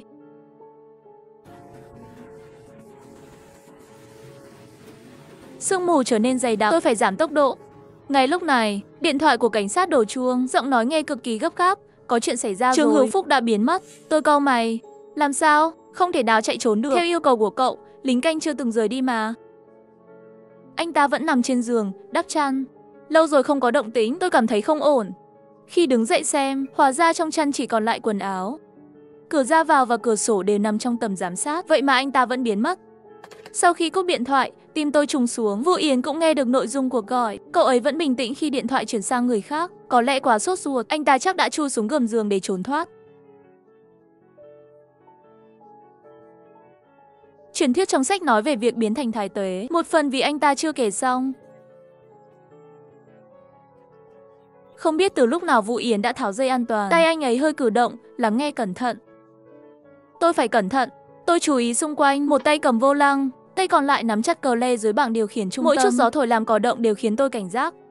Hướng nào? Tôi hạ thấp giọng, ánh mắt nhìn quanh bốn phía. Ánh mắt Vu Yến không thay đổi, anh ấy luôn nhìn chằm chằm phía trước, miệng lặng lẽ. Vu Yến lại lặp lại lời nói bằng môi một lần nữa. Trong khoảnh khắc tôi đọc được, toàn thân tôi cứng đờ. Trên người cậu, tôi không dám thở, cố gắng tìm kiếm thông qua cảm giác nhưng không phát hiện ra gì khác lạ. Ngay khi tôi tập trung, bên tai đột nhiên lạnh, có thứ gì đó bay qua. Một chai nước khoáng bị đập vào cột xe.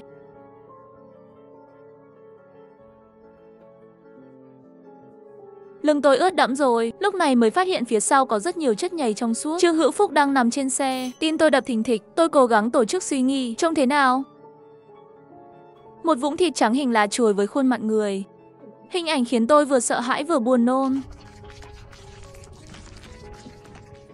Tôi đạp mạnh chân ga, giữ chắc. Tiếng ầm ầm vang lên phía sau. Sương mù ngày càng dày đặc. Sau khi đến nơi an toàn, tôi chuẩn bị giảm tốc độ và tấp vào lề. Nhưng, những gì tôi dẫm phải là một khối mềm nhũn. Chết tiệt, phanh bị Trương Hữu Phúc bao bọc rồi. Tìm đường đi tiếp. Phản ứng của Vu Yến rất nhanh. Anh ấy nhanh chỉ nhất, giật mạnh Trương Hữu Phúc ra khỏi phanh xe.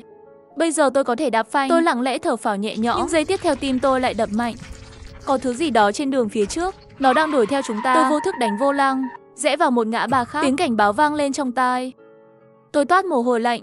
Mọi thứ đã thay đổi, đường nhựa biến thành đường bùn. Phía trước là vách đá. Tôi không đạp phanh, tôi đạp ga. Sắp lao xuống rồi. Tôi không có thời gian để suy nghĩ quá nhiều. Đạp ga xuống tận đáy, xe như lời kiếm xuyên qua cửa. Cảnh tượng phía trước làm tôi chậm lại, mở to mắt. Một bóng dáng khổng lồ xuất hiện trên mặt biển trắng xóa. Cảm giác áp đảo không thể diễn tả được ập đến như núi. Ý thức dần dần mờ nhạt, trong tầm nhìn cuối cùng đầy mưa và sương mù. Tôi thấy một hòn đảo, tôi bỗng nhiên mở mắt, thở hổn hển. Tỉnh rồi, một phụ nữ trung niên có vẻ quen quen đang cầm bát đi tới. Lại đây, uống chút súp gừng nhé. Tôi cầm lấy xúc gừng và nhớ lại những gì đã xảy ra trong mưa và sương mù. Vũ Yến bảo tôi tăng tốc xe, tất cả đều lao ra khỏi vách đá. Một hòn đảo xuất hiện trên mặt biển trống trải. Chiếc xe đang chạy quá tốc độ rơi xuống đảo. Lực tác động mạnh trong biển yên tĩnh khiến tôi ngất xỉu. Trong lúc mơ hồ, người phụ nữ trước mặt đã cứu tôi. Chỉ khi có mưa mới nhìn rõ đảo. Con đường đến hòn đảo này trong mưa. Hòn đảo như đột nhiên xuất hiện.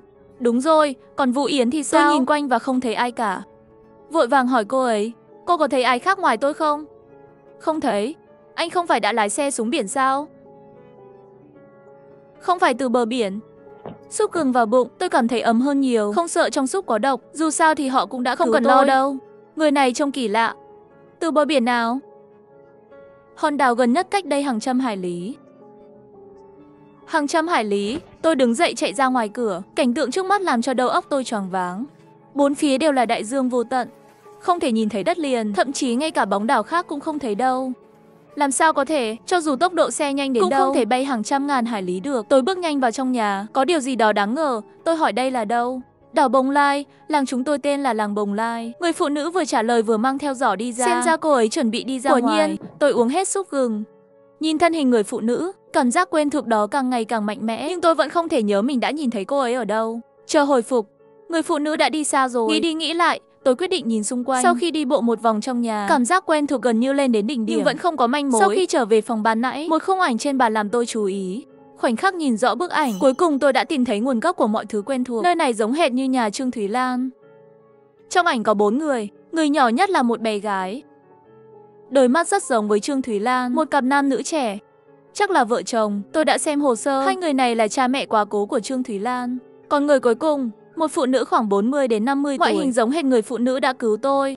Sự khác biệt duy nhất là tuổi tác nhìn thấy được. Người phụ nữ cứu tôi không quá 40 tuổi, tình trạng da tốt hơn nhiều so với trong ảnh. Vậy ra đó là bà của Trương Thúy Lan. Tôi nhớ rất rõ. Bà ấy tên là Ngô Quốc Tú. Đến ngày 25 tháng 8 năm 2024, bà nội xuất hiện hiện tượng lột da. Chất lượng thịt săn chắc và tinh tế, xác nhận giả thuyết về sự trẻ hóa. Ghi chú của Trương Thúy Lan không thể không hiện lên trong đầu tôi. Theo những gì chúng tôi thấy, mặc dù tình trạng của Ngô Quốc Tú không hẳn là trẻ hóa, nhưng cũng tính là ngược tuổi mấy chục năm. Chẳng lẽ đây cũng là năng lực của thái tế? Tôi hối hận vì đã không hỏi Vũ Yến nhiều hơn để giải quyết những thắc mắc này. Anh ấy biết nhiều hơn tôi. Đột nhiên có tiếng va chạm mơ hồ. Tôi tìm kiếm nguồn âm thanh, tìm thấy nguồn âm thanh dưới gầm giường. Sàn nhà hơi rung. Đây là một hầm bí mật. Tôi tiện tay cầm cây gậy gỗ lên mở nắp hầm ẩn. Những gì bên trong cuối cùng cũng lộ diện. Người phụ nữ trước mắt trông rất trẻ, trông cũng khoảng 20 tuổi. Mắt cô ấy đầy vẻ sợ hãi, miệng cô ấy bị bịt kín, dùng 5 giác quan để phân biệt. Đó là phiên bản trẻ của Trương Thúy Lan. Tôi tháo miếng vải bịt miệng cô ấy ra. Trương Thúy Lan sắc mặt trắng bệch, nói như điên loạn. Mọi thứ đều là giả. Ý cô là sao? Tôi nắm lấy vai Trương Thúy Lan. Sao cô lại bị nhốt ở đây? Trương Thúy Lan tỏ ra mơ hồ. Rồi có một khoảnh khắc sự tỉnh táo chỉ thoáng qua, cô ấy điên cuồng hét lên rằng mọi thứ đều là giả. Mọi thứ đều là giả. Nói xong, cô ấy đập đầu vào tường đất, không có động tĩnh. Tôi vừa chuẩn bị bắt mạch của cô ấy, bàn tay vươn ra khựng lại giữa không trung, mắt Trương Thúy Lan lại mở ra. Tôi đã khám phá ra bí mật ở đây. Trong mắt Trương Thúy Lan không còn vẻ mơ hồ nữa. Tôi cảnh giác nhìn cô ấy, chuẩn bị ứng phó. Anh là người ngoài. Trương Thúy Lan khịt mũi, giọng chắc nịch. Hương vị của anh không giống với họ. Lông mày tôi nhăn lại, cho cô ấy nói tiếp. Dân làng có tìm thấy da của tôi không? Họ tưởng tôi chết rồi. Họ đã gọi cảnh sát. Vậy anh là cảnh sát? Tôi không gật đầu, cũng không lắc đầu. Trương Thúy Lan như thấy cứu tinh. Mau đi đi. Ở trên hòn đảo này lâu rồi thì không bao giờ về được nữa. Ra khỏi đây thôi. Tôi nhìn vẻ ngoài trẻ trung của cô ấy, thẳng thắn hỏi, cô là thái tế phải không? Không, tôi không phải. Câu hỏi bất ngờ khiến Trương Thúy Lan hơi bối rối. Tôi tiến thêm một bước. Nói thật lòng đi. Trương Thúy Lan sợ đến nỗi ngã xuống đất. Cô ấy nói, sự thật là 8 năm trước, bà ngoại ra biển là để đến Bồng Lai tìm cha tôi. Sau đó tôi biết chuyện gì đã xảy ra. Sau khi bà nội thất bại, tôi đã từng vào bệnh viện để điều tra chuyện này. Sau khi tốt nghiệp, tôi vào làm ở các cơ sở liên quan. Cho đến vài tháng trước, tôi đã chuẩn bị đầy đủ. Trở về làng Bồng Lai, nhiều lần ra biển tìm kiếm. Cuối cùng trong một ngày mưa lớn, tôi đã tìm thấy hòn đảo cổ tích Bồng Lai. Chỉ là tôi không lên đảo. Lúc đó tôi gặp bà ngoại đã biến thành thái tuế. Sau khi phát hiện sự bất thường của bà tôi lấy một mẫu thịt. Đó là miếng thịt trắng trên bờ. Sau khi nghiên cứu, tôi phát hiện ra rằng tế bào thịt có thể phát triển ngược tuổi bằng cách lột da. Vì vậy, tôi đã để lại ghi chú đó. Nhưng điều làm tôi không ngờ là bản thân tôi đã bị thái tế theo dõi rồi. Trong tuyệt vọng, tôi chỉ có thể nuốt miếng thịt trắng kia, khiến tôi có đặc điểm của nô lệ tuổi tác. Nhờ vậy mới tránh được. Bây giờ tôi là nô lệ nửa tuổi. Trương Thúy Lan với vẻ mặt khổ sở. Trước đây, thái tế đã kiểm soát cơ thể tôi, đưa tôi đến đây. Tôi biết mà. Đồng thời nó còn nói về cái gọi là mạng lưới. Thái tế ở sâu trong bồng lai, bí mật kiểm soát tất cả những người ngoài tội lỗi. Nếu ở trên đảo hơn 24 tiếng, sẽ bị lạc trên đảo, không bao giờ rời đi được. Trầm lặng một lát, tôi nhìn sâu vào hòn đảo. Tôi muốn đi gặp Thái Tuế, tôi có linh cảm. Câu trả lời mà chuyến đi này tìm kiếm đã rất gần rồi. Cậu điên rồi, Trương Thúy Lan sắc mặt thay đổi lớn, không nên tìm gặp Thái Tuế. Chuyến này tôi đến mà không có gì để tôi mất. Đã đưa ra quyết định, không bao giờ vượt quá giới hạn thời gian. Trương Thúy Lan im lặng, có lẽ cô ấy cảm nhận được quyết tâm của tôi. Cô ấy bất đắc dĩ thỏa hiệp. Tôi sẽ đưa cậu tới chỗ anh ta. Cây cỏ trên đảo Bồng Lai rất đều đặn, nhìn từ xa có vẻ giống nhau. Một miếng dầu xanh, nếu không phải Trương Thúy Lan dẫn đường, tôi em là không đi được lâu, sẽ bị lạc trong rừng.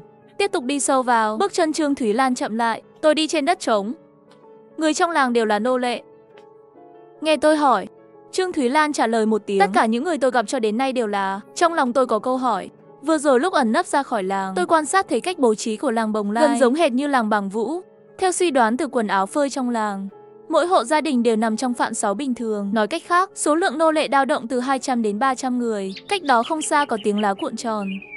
Chim hót líu lo nhảy từ trong rừng qua ngọn cây. Tôi vội vàng ôm người, nhiều mắt nói trong tình huống bình thường. Nô lệ sẽ bị Thái Tuế triệu hồi trong bao lâu? Thời gian không chắc chắn, nhưng thường là vào buổi tối. Trương Thúy Lan thấy tôi trông nghiêm túc, cô ấy nói thêm 2 câu. Chỉ những nô lệ muốn lột da mới được triệu tập. Giờ chúng ta đã an toàn, có thể yên tâm. Tôi hơi đổ mồ hôi tay, điều đó có nghĩa là bình thường ở đây sẽ không có ai lột da nô lệ. Chu kỳ rất dài, từ vài năm đến vài thập kỷ, trong làng có khoảng 200 nô lệ. Nghe thấy vậy, tôi đã thở phào, sau đó lại đi khoảng nửa tiếng nữa. Trương Thúy Lan dừng chân lại. Tôi nhìn xung quanh không yên. Với vẻ nghi ngờ, tôi cảm thấy đã đến. Đến đây rồi, cậu muốn chạy cũng không chạy được. Lời nói vừa dứt, nhiều nô lệ trong rừng xanh đã chui ra. Nhìn thấy cảnh này, tôi cảm thấy sợ hãi. Trương Thúy Lan đã chết từ lâu rồi. Cô ấy là một nô lệ hoàn toàn. Cũng không hoàn toàn đúng. Tôi cũng mới bị khống chế. Sớm thôi. Trương Thúy Lan lộ ra nụ cười, suy nghĩ nếu không phải là cậu, tôi cũng sẽ không dễ dàng như vậy. Đầu óc tôi ù đi, như thể bị búa đập vào đầu. Khó hiểu quá.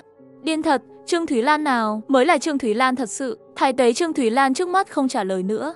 Có nam rời sông tới đánh nhau với tôi. Những nô lệ khác không can thiệp, giống như đang xem đấu trường La Mã. Tôi miễn cưỡng giải quyết nô lệ đầu tiên. Nô lệ thứ hai liền xông lên. Chẳng mấy chốc tôi đã thua. Nô lệ mạnh mẽ ghi cổ tôi không thể nhúc nhích. Sắc mặt Trương Thúy Lan có chút khó coi. Xem ra bạn đồng hành của cậu đã bỏ rơi cậu từ lâu rồi. Các người muốn lợi dụng tôi để tạo ra tiếng vang. Tôi lộ ra vẻ mặt hiểu ra. Thì ra từ khi tỉnh dậy tôi đã bị các người gài bẫy rồi. Khi tôi bất tỉnh, các người đã gặp Vũ Yến rồi, nhưng không chiếm được lợi thế, cho nên muốn tôi dẫn anh ấy ra. Nô lệ bóp cổ tôi mạnh hơn. Một tên khác cầm đá lên, rồi chuẩn bị đập xuống.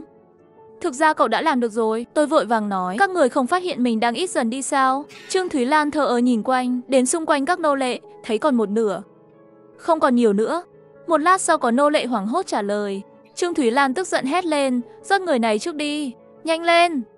Sau khi nhận được lệnh, tay nô lệ vẫn chưa nhấc lên. Họ bị đóng băng tại chỗ, một người đàn ông khí chất như đao bước ra. Các người đang tìm tôi. Sự xuất hiện của Vũ Yến đã đảo ngược tình thế. Ngón tay anh ta như lưỡi dao, nhanh chóng giải quyết các nô lệ xung quanh. Trương Thúy Lan sắc mặt tái nhợt, không thể tin được. Cậu đã phát hiện ra từ lâu rồi. Tôi cười thoải mái mà không nói lời nào. Thực ra chỉ có thế thôi. Tôi vẫn chưa thể phán đoán bản chất của Trương Thúy Lan, cho đến khi tiếng chim hót đó mới khiến trái tim tôi giật thót. Tiếng chim hót là do Vũ Yến phát ra. Anh ấy muốn báo là trong rừng có kẻ thù. Tôi đã hiểu tất cả, nên chỉ chờ. Điều đó rất rõ ràng, nếu đã bắt được Trương Thúy Lan thì không cần phải tốn nhiều công sức như vậy. Phải có mục đích khác. Vũ Yến lạnh lùng đứng trước mặt tôi. Đi trước đi. Thái Tuế cách 1200 m về phía đông nam. Tôi gật đầu quay người chạy, tiếng hét sau lưng không dứt. Vũ Yến đang ở giữa đám đông dày đặc. Tôi bước về phía trước. Mùi thịt bất thường càng ngày càng nồng nặc. Điều này có nghĩa là khoảng cách của Thái Tuế càng ngày càng gần. Nhưng bước chân của tôi dần chậm lại. Dường như có một giọng nói liên tục thì thầm. Hãy để tôi dừng lại, để tôi suy nghĩ. Trong sự kiện này, tất cả thông tin được tích hợp trong đầu tôi, giống như một câu đố. Hãy để mỗi mảnh trở lại vị trí của nó. Vị trí không đúng, chưa đầy đủ. Còn một điểm đáng ngờ nữa khi chúng tôi đến làng Bàng Vũ. Cần tìm manh mối bị bỏ qua ở làng Bàng Vũ. Nhưng khi đến Bồng Lai, kế hoạch này đã bị gián đoạn. Vậy tôi đã bỏ qua điều gì? Một tiếng kêu thảm thiết vang lên. Tôi nhận ra phía sau dù khoảng cách tương đối xa. Đó là thật. Đó là giọng của Trương Thúy Lan. Âm thanh như xuyên vào tâm hồn. Một tia sáng lóe lên trong đầu tôi. Cuối cùng tôi cũng hiểu ra tất cả. Tôi bước nhanh tới. Nhìn lên, một cung điện trắng cổ kính lặng lẽ đứng vững. Vũ Yến cuối cùng cũng đuổi kịp, nhìn vào công trình phi thường trước mắt. Tôi dùng ngón tay chạm vào bức tường bên ngoài cung điện, sau đó đưa lên miệng nếm. Toàn bộ cung điện đều được làm bằng đá sắt. Sắt đá nghe giống như khoáng chất, nhưng thực ra nó là sản phẩm nhân tạo. Người ta nói rằng nó được làm bằng đá có nồng độ cao cộng với một số loại khoáng chất. Thông qua một số kỹ thuật thủ công đã bị thất truyền, vật liệu có độ cứng cao, nó được sử dụng trong chiến tranh và lễ tang. Tôi quay đầu lại nhìn, phát hiện Vũ Yến đang nhìn chằm chằm vào cổng cung điện. Mô hình phức tạp trên cánh cửa đóng kín, rất đẹp, nhưng cái nhìn của Vũ Yến lại hướng về góc dưới bên trái không. Ở đó có một dòng chữ viết nguệch ngoạc về vị trí Bồng Lai. Bồng Lai Yến. Tôi nhìn dòng chữ, tâm trí chuyển động, một tiếng gầm vang lên. Cánh cửa sắt đá khổng lồ rung chuyển chậm rãi mở ra. Nếu đã đến thì vào đi. Âm thanh phát ra từ sâu trong cung điện, cho người ta cảm giác áp lực không thể giải thích được. Vũ Yến chủ động đi phía trước, tôi theo sát phía sau. Bước qua cổng chính là hành lang dài. Hai bên tường trắng như tuyết, trang trí bằng những bức tranh tường tuyệt đẹp với sắc tố đặc biệt hấp dẫn.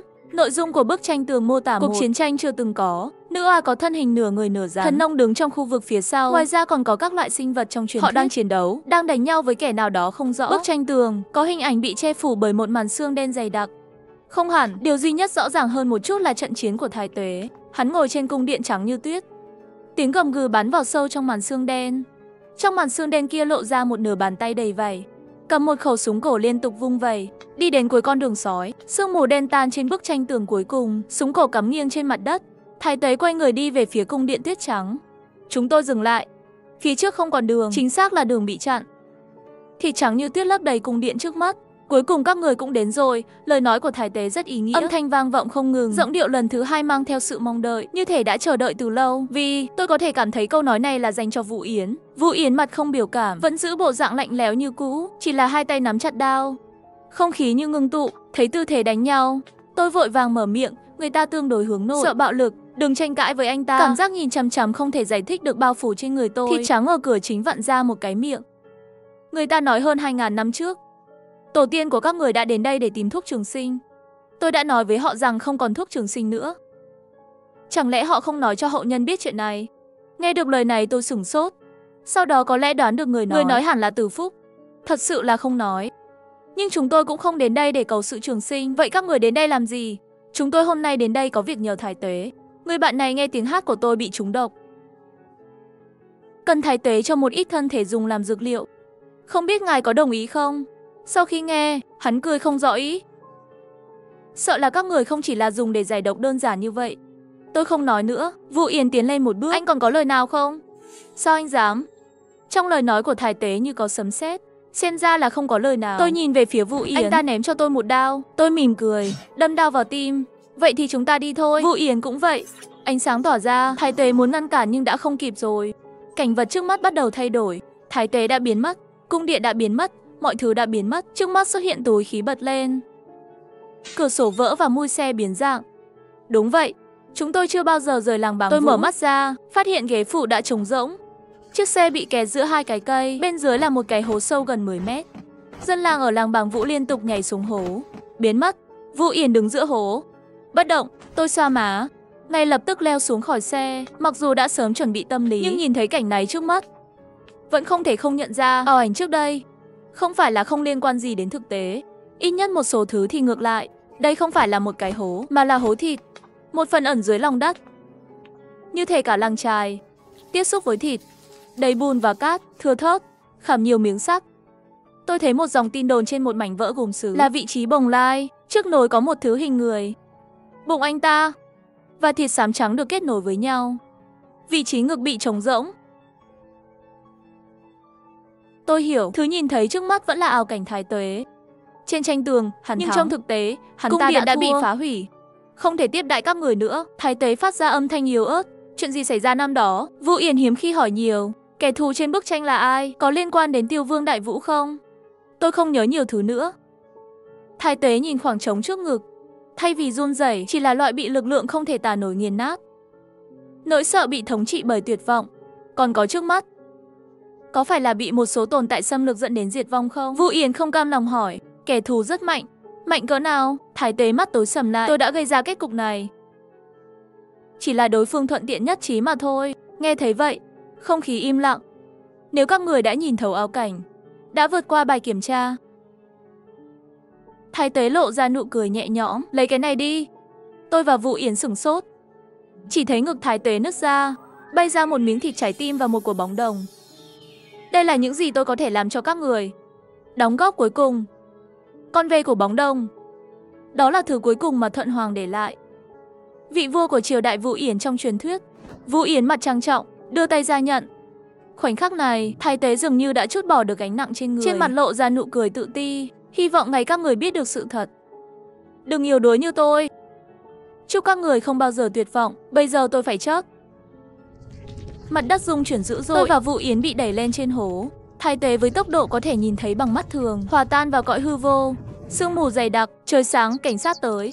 Cả làng Bàng Vũ là một mớ hỗn độn, bởi vì cái chết của thái tế. Ngôi làng bị sụt xuống gần 10 mét. Chiều hôm đó, tôi đã gửi báo cáo cho các cơ quan chức năng. Trong báo cáo, tôi mô tả thái tế là một sinh vật ngoài hành tinh. Toàn bộ sự việc, sự bất hợp lý đều quy cho anh ta. Dân làng Bàng Vũ đều là nạn nhân. Với cái chết của thái tế, họ cũng cùng nhau tiêu tan trong báo cáo. Cho dù đó là cái chết của Trương hay là toàn bộ dân làng Bàng Vũ biến mất, tất cả đều trở thành nỗi nghi ngờ sinh vật ngoài hành tinh. Thái tế có nhiều điểm đáng ngờ, nhưng chết không có bằng chứng. Nhiều người có sức mạnh là đúng, nhưng chuyện này liên quan quá lớn.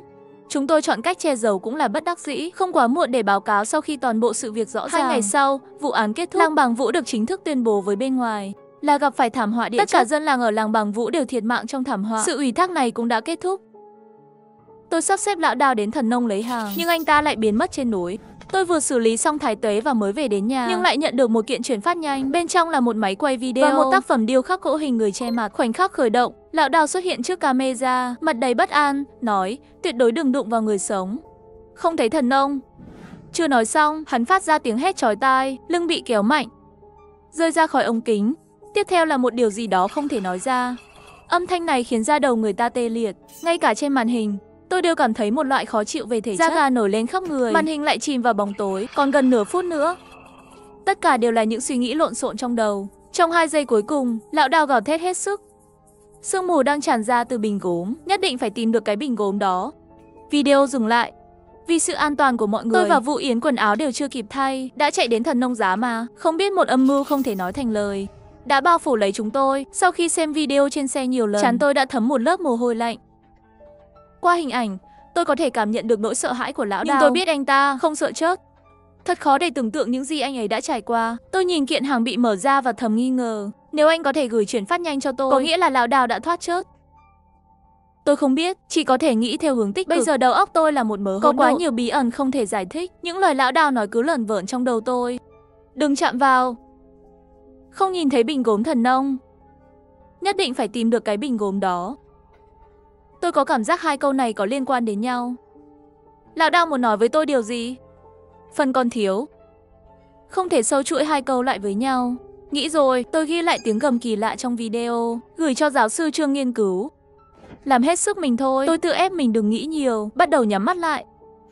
Nhanh thôi, chúng tôi đến làng Bát Mộc, phía đông nam của Thần Nông Giá. Đây là một làng nhỏ nằm ở rìa thị trấn. Một ngôi làng chỉ có 10 mấy hộ gia đình. Sau khi xuống xe vào trong thị trấn, đi bộ 5-6 dặm đường núi, chúng tôi thấy phía trước có những tòa nhà. Tôi đã xác nhận lại trên GPS, đây chính là làng Bát Mộc. Nói xong vừa định đi qua, Vũ Yến đột nhiên nói, để tôi đi phía trước. Tôi đã thấy kỹ năng của Vũ Yến, tôi không từ chối, đi theo anh ta. Một trước một sau vào làng, quan sát sơ bộ, làng Bát Mộc và những làng nông thôn bình thường hầu như không có sự khác biệt. Nhưng rất nhanh chúng tôi đều nhận ra có gì đó không ổn. Chuyện gì vậy? Cả làng không có ai. Nhưng gà và vịt của các hộ gia đình vẫn còn sống và đi lại. Và nhiều sân còn treo quần áo đã giặt. Nhưng dấu hiệu này cho thấy chắc chắn có người sống trong làng.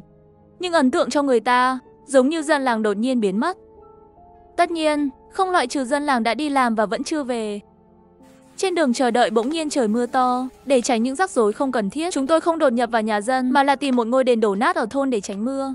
Ngôi đền bụi bặm, rõ ràng đã bị bỏ hoang từ lâu. Ngay cả tượng thần thờ cúng cũng đã chuyển sang màu đen. Vũ Yến rất cảnh giác, luôn quan sát xung quanh.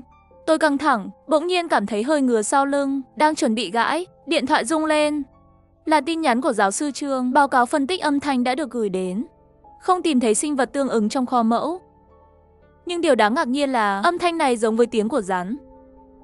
Có hơn 40% tương đồng. Chẳng lẽ là 2 loại âm thanh trộn lẫn? Hay là có người đang bắt chước? Để kiểm chứng thêm, tôi nghe đoạn ghi âm và cố gắng mô phỏng giọng nói và ghi lại âm thanh.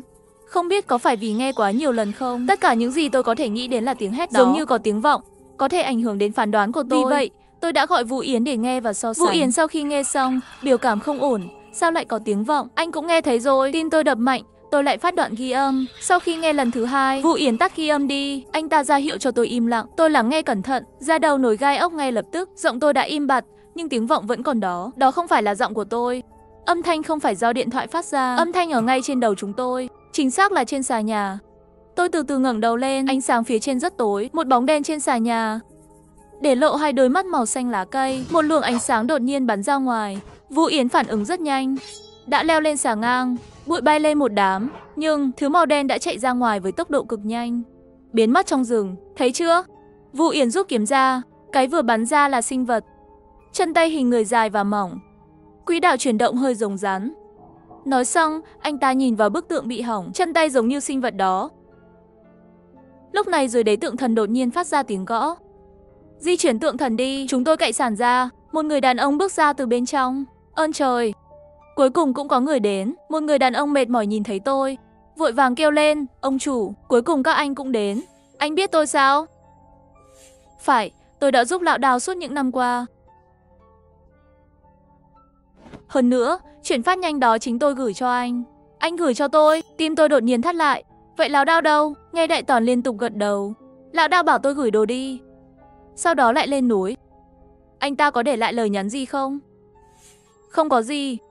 Nghe Đại Toàn lắc đầu. Nhưng tôi biết anh ấy đi tìm dân làng. Dân làng đều vào thần nông giá. Tôi đột nhiên có linh cảm không tốt. Làm gì?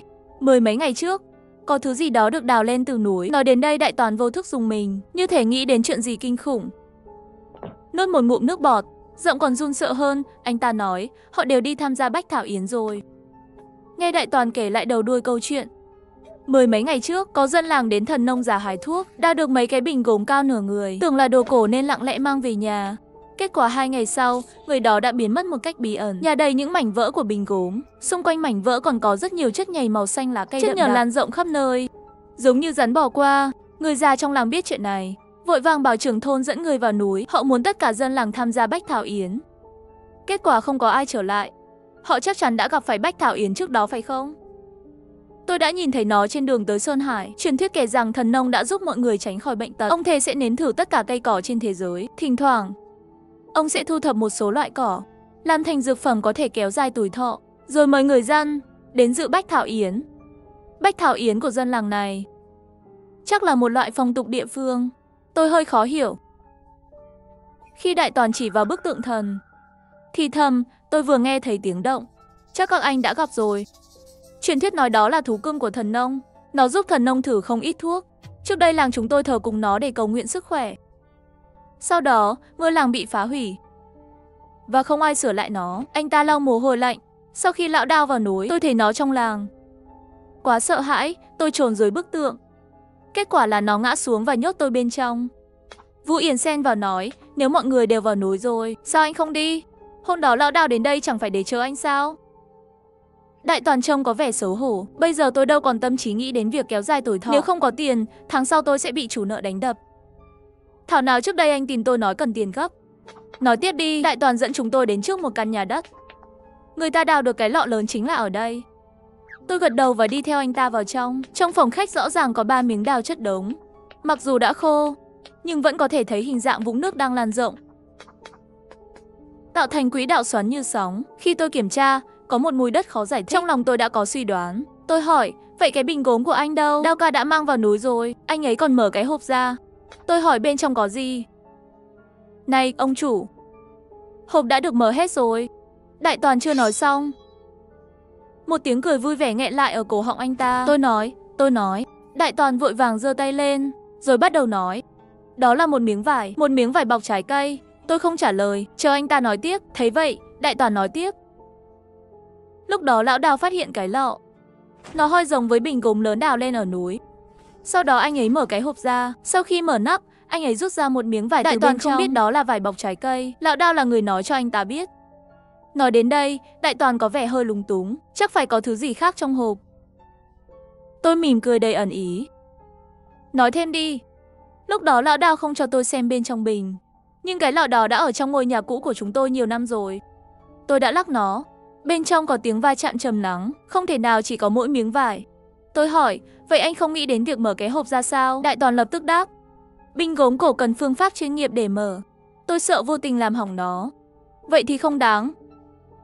Mê mâng, Lão Đào rất bình tĩnh, anh ấy làm việc có chừng mực. Từ video của Lão Đào, tôi thấy được khả năng cao là bình gốm không còn ở bên cạnh anh ta. Nhưng anh ấy đã gửi cho tôi một tin nhắn ẩn. Đó là cái bình gốm rất quan trọng. Có gì trong bình gốm? Thứ mà đại toàn không được phép nhìn thấy. Câu hỏi cuối cùng, tôi đưa 2 ngón tay ra. Dù lon có giá trị hay không, tôi sẽ trả anh 200.000. Coi như mua thông tin, được không? Bao nhiêu? 200.000, chưa ít à? Ha ha ha, 200.000 là 200.000 đấy. Đầy đủ thông tin thì mới được tiền. Anh có gì thắc mắc cứ hỏi. Tôi không giấu gì cả. Vậy tôi hỏi thẳng, ngoài video, Lão Đao còn gửi gì không? Chuyện gì đã xảy ra với bức tượng gỗ đó vậy? Đại toàn sửng sốt. Bức tượng gỗ gì cơ? Tôi lấy tượng điêu khắc cỗ hình người ra khỏi ba lô. Đại toàn nhìn kỹ một lượt. Tôi không nhớ gì về cái này cả. Lão Đao chỉ bảo tôi ghi nhớ về video thôi. Biểu cảm của đại toàn không giống như đang giả vờ. Có lẽ Lão Đao không nhớ nó đến từ đâu. Tôi nhìn xuống, khoảnh khắc nhìn thấy tượng gỗ, tôi cảm thấy như có gì đó rung lên. Máu trong người như đông lại. Khuôn mặt trống rỗng của tượng bỗng xuất hiện một đôi mắt. Mọi người có thấy không? Tôi cứng người nhìn những người khác. Vũ Yến mặc dù không biết chuyện gì xảy ra, nhưng ngay lập tức cảnh giác. Đại toàn nghi hoặc hỏi, các anh nhìn thấy gì vậy? Tôi dụi mắt, rồi nhìn lại bức tượng. Đôi mắt đã biến mất. Có phải là ảo giác không? Không có gì, chắc là tôi hoa mắt thôi. Nói được nửa chừng, tôi bỗng nghẹn lại, bởi vì ánh mắt tôi lại nhìn vào khuôn mặt trống rỗng của bức tượng gỗ. Đôi mắt lại xuất hiện. Trong khoảnh khắc tôi nhìn chằm chằm vào đôi mắt đó không ngừng di chuyển. Tôi hoảng sợ khi thấy mắt mình không thể rời ra được. Tôi ngã ngửa ra sau và ngay lập hôn mê. Khi tỉnh dậy trời đã tối. Tôi cố gượng dậy, nhưng lưng đau dữ dội, khiến tôi phải hít thở gấp gáp. Chúng ta bị tấn công rồi. Vũ Yến lắc đầu và cho tôi xem lưng anh ta. Tôi vô thức nhìn về phía bức tượng gỗ. Sau khi xác nhận không có đôi mắt mới nhìn về phía sau lưng anh ta. Trên lưng anh ấy đang mọc ra thứ gì đó giống như vỏ cây. Nó tiếp tục lan rộng ra. Tôi linh cảm không tốt. Tôi lấy điện thoại di động kiểm tra lưng của mình. Trong lòng tràn ngập cảm giác lạnh lẽo. Chỗ đau trên lưng tôi, da đã cứng lại và chuyển sang màu nâu sẫm. Vị trí giống hệt nơi bức tượng gỗ mọc vỏ cây. Tôi nhìn sang đại toàn. Anh ta có rúm ở góc phòng nhìn về phía Vũ Yến, trông như thể vừa nhìn thấy ma quỷ. Tôi cẩn thận hỏi xem anh ta có sao không. Tôi không nói gì thêm. Sau khi chuyển cho anh ta 200.000, anh ta liên tục nói lời cảm ơn rồi chạy trốn mà không nhìn lại. Sáng hôm sau, tôi và Vũ Yến lên núi. Vừa vào trong núi, tôi đã mở điện thoại vệ tinh. Một là lo bị lạc nhau, hai là xem có thể tìm được Lão Đao không. Khi ra ngoài, Lão Đao luôn mang theo điện thoại vệ tinh. Tôi hy vọng lần này có thể liên lạc được với anh ấy. Ngay lúc đó, một tiếng xô xạt từ trong bụi cỏ vọng lại. Vũ Yến lặng lẽ tiến lại gần. Khi chỉ còn cách chưa đầy một mét, bóng đen mỏng manh đột nhiên chui ra. Vũ Yến đuổi theo. Mặc dù tôi cũng phản ứng ngay, nhưng vì bị thương nên cử động không linh hoạt. Tôi bị bỏ lại phía sau rất xa. Nhìn Vũ Yến biến mất vào trong rừng, tôi nghĩ mình không đuổi kịp nữa. Sau một lúc thở dốc, tôi ngước lên thì thấy anh ta đã quay lại. Tôi ngạc nhiên đến mức tưởng kẻ kia đã trốn thoát. Không, anh ta ở đằng kia. Vũ Yến trông rất nghiêm trọng, cậu nên chuẩn bị tinh thần đi. Tim tôi đập thình thịch. Có liên quan đến Lão Đao phải không? Vũ Yến không trả lời. Anh ta im lặng dẫn đường cho tôi. Tôi cảm thấy bất an, tiếp tục tiến về phía trước. Trong không khí có mùi thuốc nồng nặc. Tôi mơ hồ nghe thấy tiếng nước chảy cuối cùng xuyên qua một khu rừng rậm. Vũ Yến dừng bước. Tôi nhìn cảnh tượng phía trước. Tất cả các cấu trúc tâm lý trước đây sụp đổ ngay lập tức. Cảm giác ảo tưởng không thể tả nổi đột nhiên nhấn chìm tôi. Đây là phép màu thật sự. Sương mù trắng, chóng mặt thời gian, giống như nước biến thành hơi nước. Mùi hương tiếp tục xâm nhập vào mũi tôi. Trước mắt là một cái bàn đá dài. Bàn đầy người ngồi. Trong khoảnh khắc tôi xuất hiện, họ nhìn tôi, ánh mắt tĩnh lặng vô thần. Tôi đứng yên tại chỗ, nhìn chằm chằm vào những người ngồi ở bàn dài. Một người đàn ông cao lớn vắt chân ngồi ở ghế chính. Một người tức giận nói, ngồi xuống đi. Thật sự có thần nông. Tôi đứng bất động, không thể tin được. Thấy tôi không nhúc nhích, những người khác trên bàn có chút thay đổi. Lông mày đều nhăn lại. Tôi vội vàng tìm một chỗ trống ngồi xuống. Lúc này họ mới thu lại ánh mắt. Thần nông rất hài lòng, mở miệng nói, lần này Bách Thảo Yến khác với trước đây. Tôi đã dùng gần 100 loại thuốc lớn để tinh chế một loại thuốc sắc. Chống lão hóa cơ bắp, tăng sức sống dồi dào, phục hồi da khô, làm ẩm và tăng độ bóng, tăng cường xương, cải thiện kết cấu của nó. Nói xong hắn giơ cái cốc bùn trước mặt lên. Người của thần nông chúng ta cùng uống món súp này. Lời vừa dứt, tất cả mọi người đều nâng ly, mặt đầy nhiệt huyết. Ngay cả tôi cũng không thể không bị lây nhiễm bởi bầu không khí. Nâng cốc lên và cổ vũ cùng mọi người. Thần nông không chốt, mọi người trường sinh. Thần nông không chốt, mọi người trường sinh. Trong tiếng hô to, mọi người uống hết thuốc sắc. Thuốc sắc có màu xanh lá cây, tỏa hương thơm của cỏ. Thơm quá, tôi nuốt một ngụm nước miếng đang chuẩn bị uống. Ngay lúc này, từ thắt lưng truyền đến giọng nói bình tĩnh hỏi tôi, cậu ở đâu? Đó là âm thanh từ điện thoại vệ tinh. Tôi sửng sốt một chút, từ từ nhìn về phía sau. Cậu đang ở đâu?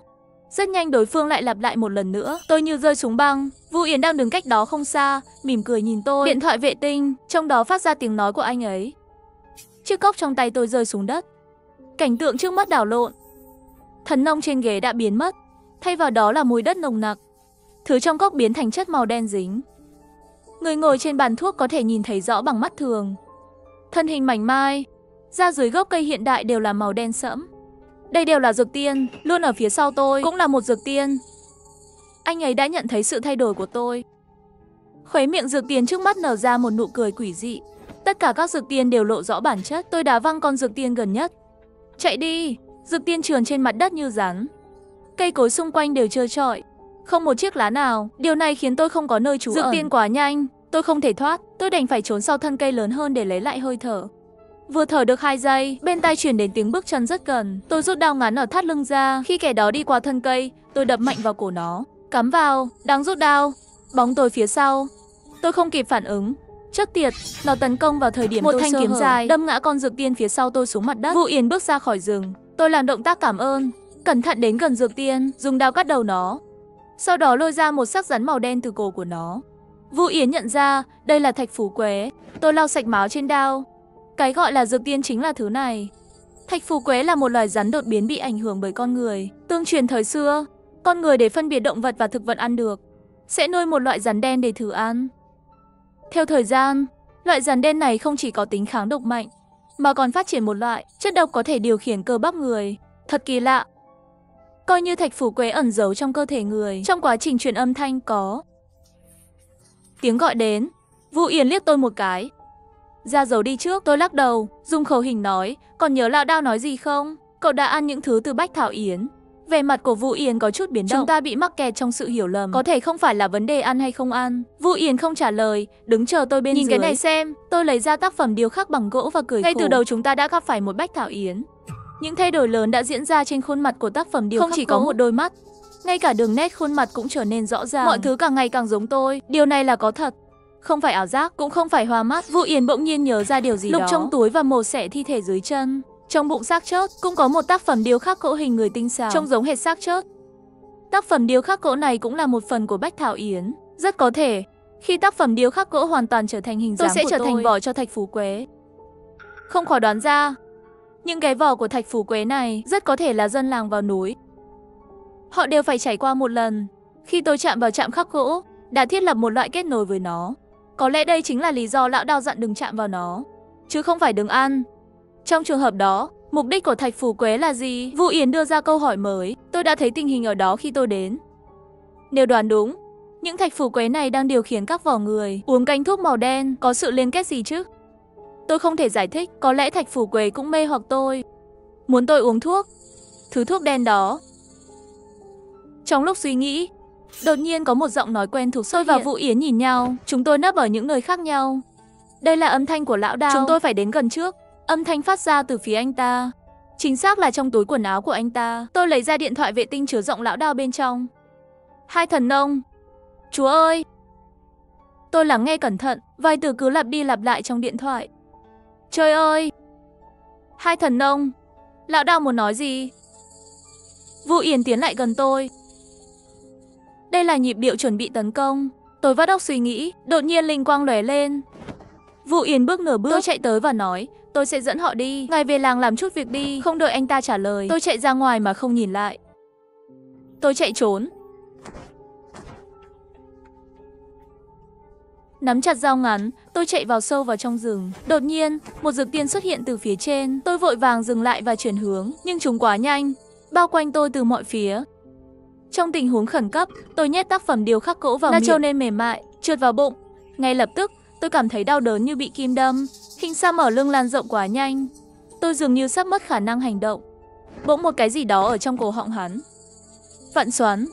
Một con rắn trắng bò ra ngoài, bám chặt trên mặt tôi, không chịu rời đi. Tiếng gầm vang lên bên trong tôi, nhưng thân thể không nghe theo. Con rắn trắng khoan vào cổ họng của tôi. Ý thức của tôi dần dần mơ hồ. Trong lòng, cảm giác không cam lòng lan rộng. Trong lúc tuyệt vọng, thạch phù quế đột nhiên bò ra ngoài, trở lại cơ thể ban đầu. Tất cả bọn chúng quay lại và rời đi. Mình có thể di chuyển.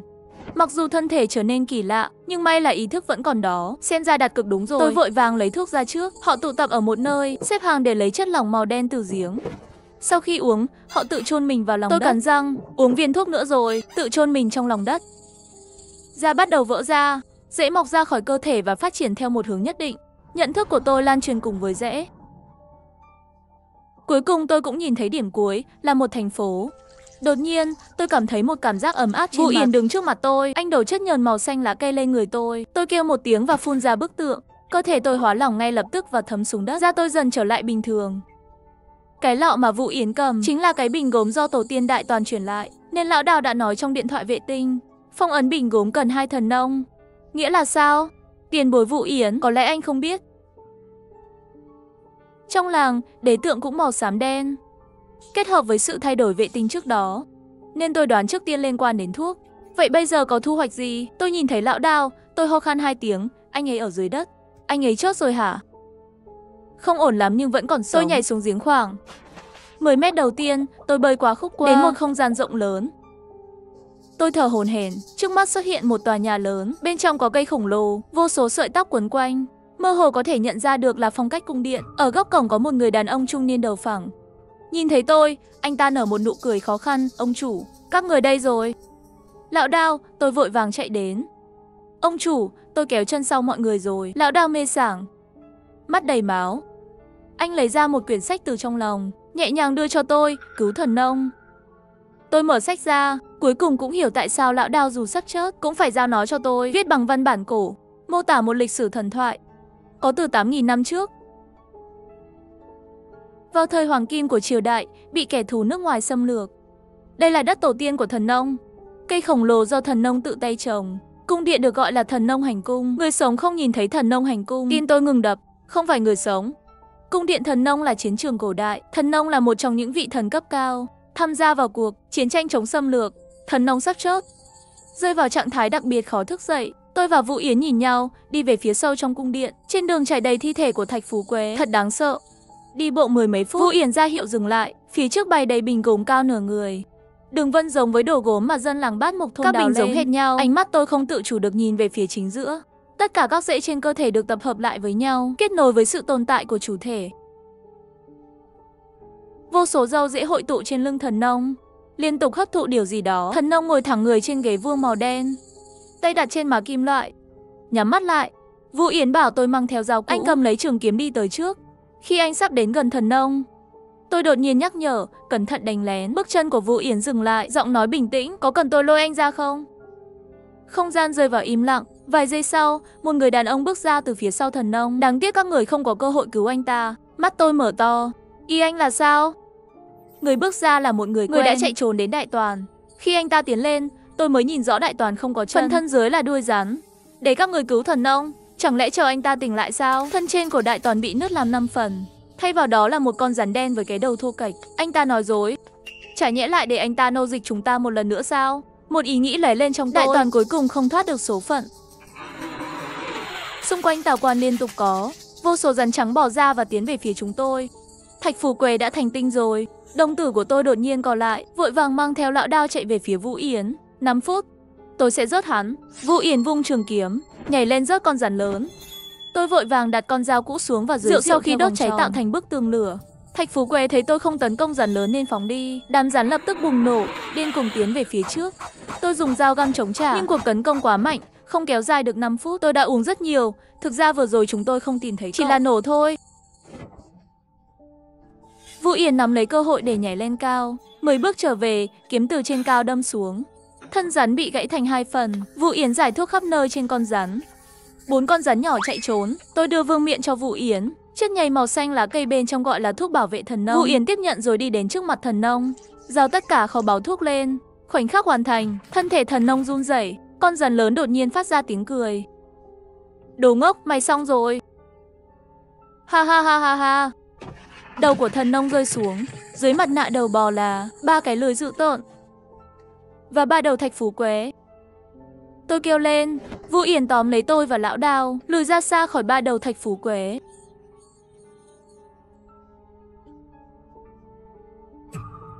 Vô dụng. Những con rắn đã biến mất nhưng không đi xa. lúc này đã bao vây chúng tôi. Tôi run rẩy. Tại sao cậu lại ở đây? Cái đầu giữa ba con rắn, đòi đến mức chờ thân xác của thần nông hấp thụ dược. Phát triển lại đầu. Tôi là thần nông mới. Buồn cười, thần nông không tiếc lấy máu mới tinh chế bảo dược. Đặt hy vọng vào những người đến sau. Kết nối lại các chi còn lại của anh tôi. Tôi không chỉ không cho anh ta làm điều đó mà còn phải giành vị trí vua.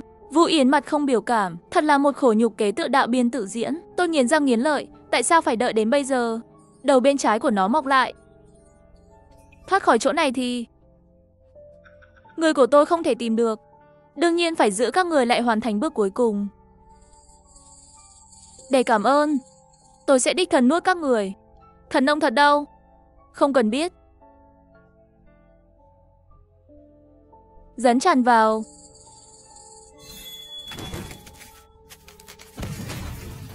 Một viên đạn xuyên qua đầu hắn, chớt cũng không thể chớt nữa, trở thành thần nông.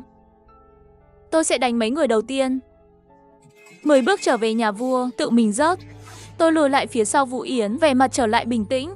Sợ là ngươi còn đang mơ. Vũ Yến kéo khóe miệng. Trong lúc hai bên đánh nhau, anh ta bị đánh lén.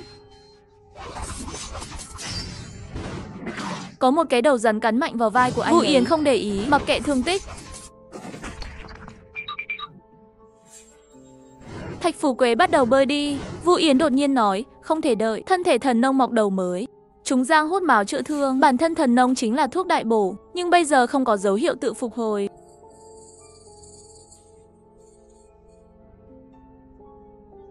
Xin lỗi, rớt các người 2 lần, tôi vừa tránh đám rắn vừa lấy bình nước ra lắc lư. Hai thần nông nhất định có một người là giả, may mà tôi đã để mắt tới trước. Thạch Phủ Quế quay lại muốn bắt tôi. Vũ Yến không đồng ý, càng chiến đấu dũng mãnh hơn. Chẳng bao lâu sau, Thạch Phủ Quế đã gặp bất lợi. Điều khiến anh tôi ngạc nhiên hơn là vết thương trên vai của Vũ Yến đã ngừng chảy máu, bắt đầu lành rồi. Một lúc sau, Thạch Phủ Quế toàn thân đầy máu, cơ thể khổng lồ rơi xuống. Anh là ai? Tại sao lại có khả năng phục hồi của Bồng Lai Thái Tế? Vũ Yến mặt không biểu cảm. Họ của anh tôi là Vu Triều. Trong cơn gió ngược thỉnh thoảng thổi qua, thanh kiếm đã đến bên cái đầu cuối cùng của hắn. Lúc này trên người lão đào một khối máu bay ra. Đó là bộ phận của nó. Hắn đáp xuống đài cao ngồi lên, hòa tan vào như chất lỏng. Vừa ngồi đã nổ tung. Đầu thần nông xuất hiện. Tay bò bay đến cổ.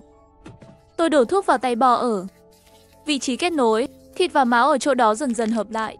Khi một lực lượng vô hình lan rộng, tất cả đều nằm trên mặt đất, không thể di chuyển vì sợ hãi. Rễ ở lưng thần nông rơi ra. Hai mắt uy nghiêm chậm rãi mở ra. Giấc mơ ngàn năm. Ngủ quá lâu rồi, gặp qua thần nông. Thật là một chàng trai trẻ. Thần nông nhìn chúng tôi cẩn thận. Cậu muốn tôi trả ơn như thế nào? Nếu cần hỏi gì, tôi sẽ trả lời hết. Nó đã thật sự chết chưa? Tôi không thể cho cậu câu trả lời. Đó là khi tôi đã rơi vào giấc ngủ, không có sức mạnh. Ai đang chiến đấu với ngài? Kẻ thù của ngài là ai? Thần nông chìm trong suy nghĩ. Xin lỗi, tôi không nhớ được đoạn ký ức đó. Hồi lâu sau hắn đưa ra một cái đồng rỗng. Đây là thứ mà năm đó nó lưu lại ở chỗ tôi. Tôi nghĩ nó sẽ hiệu quả với các người. Vũ Yến lấy cả hai tay rồi không hỏi nữa. Tôi tiến lên hỏi tiền bối thần nông. Anh trai của tôi bị đầu độc bởi sương mu. Không biết ngài có cách nào có thể chữa khỏi sương mu không? Nọc độc của thứ nhỏ bé này rất đơn giản. Nói tôi nghe xem. Làm thế nào mà các người lại bị ký sinh? Nghe vậy, tôi rất hào hứng kể chuyến đi trước đây đến Bắc Cực và câu chuyện phía sau. Chuyện gặp Thái Tế ở Bồng Lai. Nói với thần nông, sau khi biết chúng tôi đã lấy được thịt Thái Tế, thần nông nói, không ngờ các người tuy không già lắm, nhưng lại rất can đảm. Nếu hiện tại cần loại bỏ xương mu, cộng với thịt Thái Tế cậu nhận được, tôi đang thiếu liều thuốc cuối cùng. Tôi hào hứng hỏi, thần nông tiền bối, thuốc cuối cùng là gì? Áp luật quân nhé. Tôi cau mày. Nghĩ đi nghĩ lại, từ này tôi chưa từng nghe này. Thần nông nhìn thấy sự khốn khổ của tôi, nói ác luật quân là hoa thần, một loại hoa có thần nữ nuôi dưỡng. Nhìn thần nông một bộ muốn nói lại thôi. Tôi hỏi lại, là gì? Thần hoa. Trước chiến tranh đã rơi xuống bờ biển Thương Ngô. Cổ quốc các người có thể đến đó tìm. Tôi thì thầm 4 chữ Thương Ngô cổ quốc. Mặc dù còn không biết Thương Ngô cổ quốc ở đâu, nhưng có hy vọng. Thuốc giải của anh sắp có rồi. Hãy chắc chắn ở lại trong cánh cửa bằng đồng. Sau khi tôi có được kết quả tôi muốn, tôi liền để thần nông ra tay giúp chữa trị. Sau khi thần nông tiến hành điều trị cho lão đao liền đưa chúng tôi trở lại mặt đất. Lời hứa trước khi chia tay, nếu kẻ thù không biết đến. Khi không chốt, nghĩa là có thêm kẻ thù xâm lược. Cho dù đánh không thắng cũng không lùi bước. Mọi thứ im lặng. Thần nông vẫy tay rời đi, mong các người sớm biết được sự thật. Nhưng sau khi chúng tôi đi xa, thần nông lại lộ ra nụ cười ý nghĩa. Thần Hoa, hãy cùng tôi sống lại nào. Nhưng đứa nhỏ này là quân cờ tốt. Vu Yến đã đi xa rồi, nhìn lại cung điện phía sau, không biết đang nghĩ gì. Tôi cầm dao đi tới hỏi tiền bối Vu Yến thế nào. Chỉ là cảm thấy chuyến đi này quá thuận lợi. Lão Đao và tôi cũng nhìn về phía sau, hy vọng đó là ảo giác của tôi. Sau đó chúng tôi lên đường về nhà. Ông chủ, tôi đã nằm trên giường gần nửa tháng rồi. Khi nào thì ra ngoài hoạt động? Mùa này không có cảnh quay của tôi. Fan hâm mộ của tôi chắc chắn buồn lắm đấy. Lão Đao, anh muốn đi đâu? Miễn là không ở nhà. Đi đâu cũng được. Tôi chớp mắt nhìn về phía Vu Yến đang chơi điện thoại di động. Hắn chậm rãi đưa điện thoại cho tôi xem. Sau khi nhìn rõ nội dung bên trong, tôi gật đầu. Hắng giọng. 3 ngày nữa lên đường đi Quảng Tây.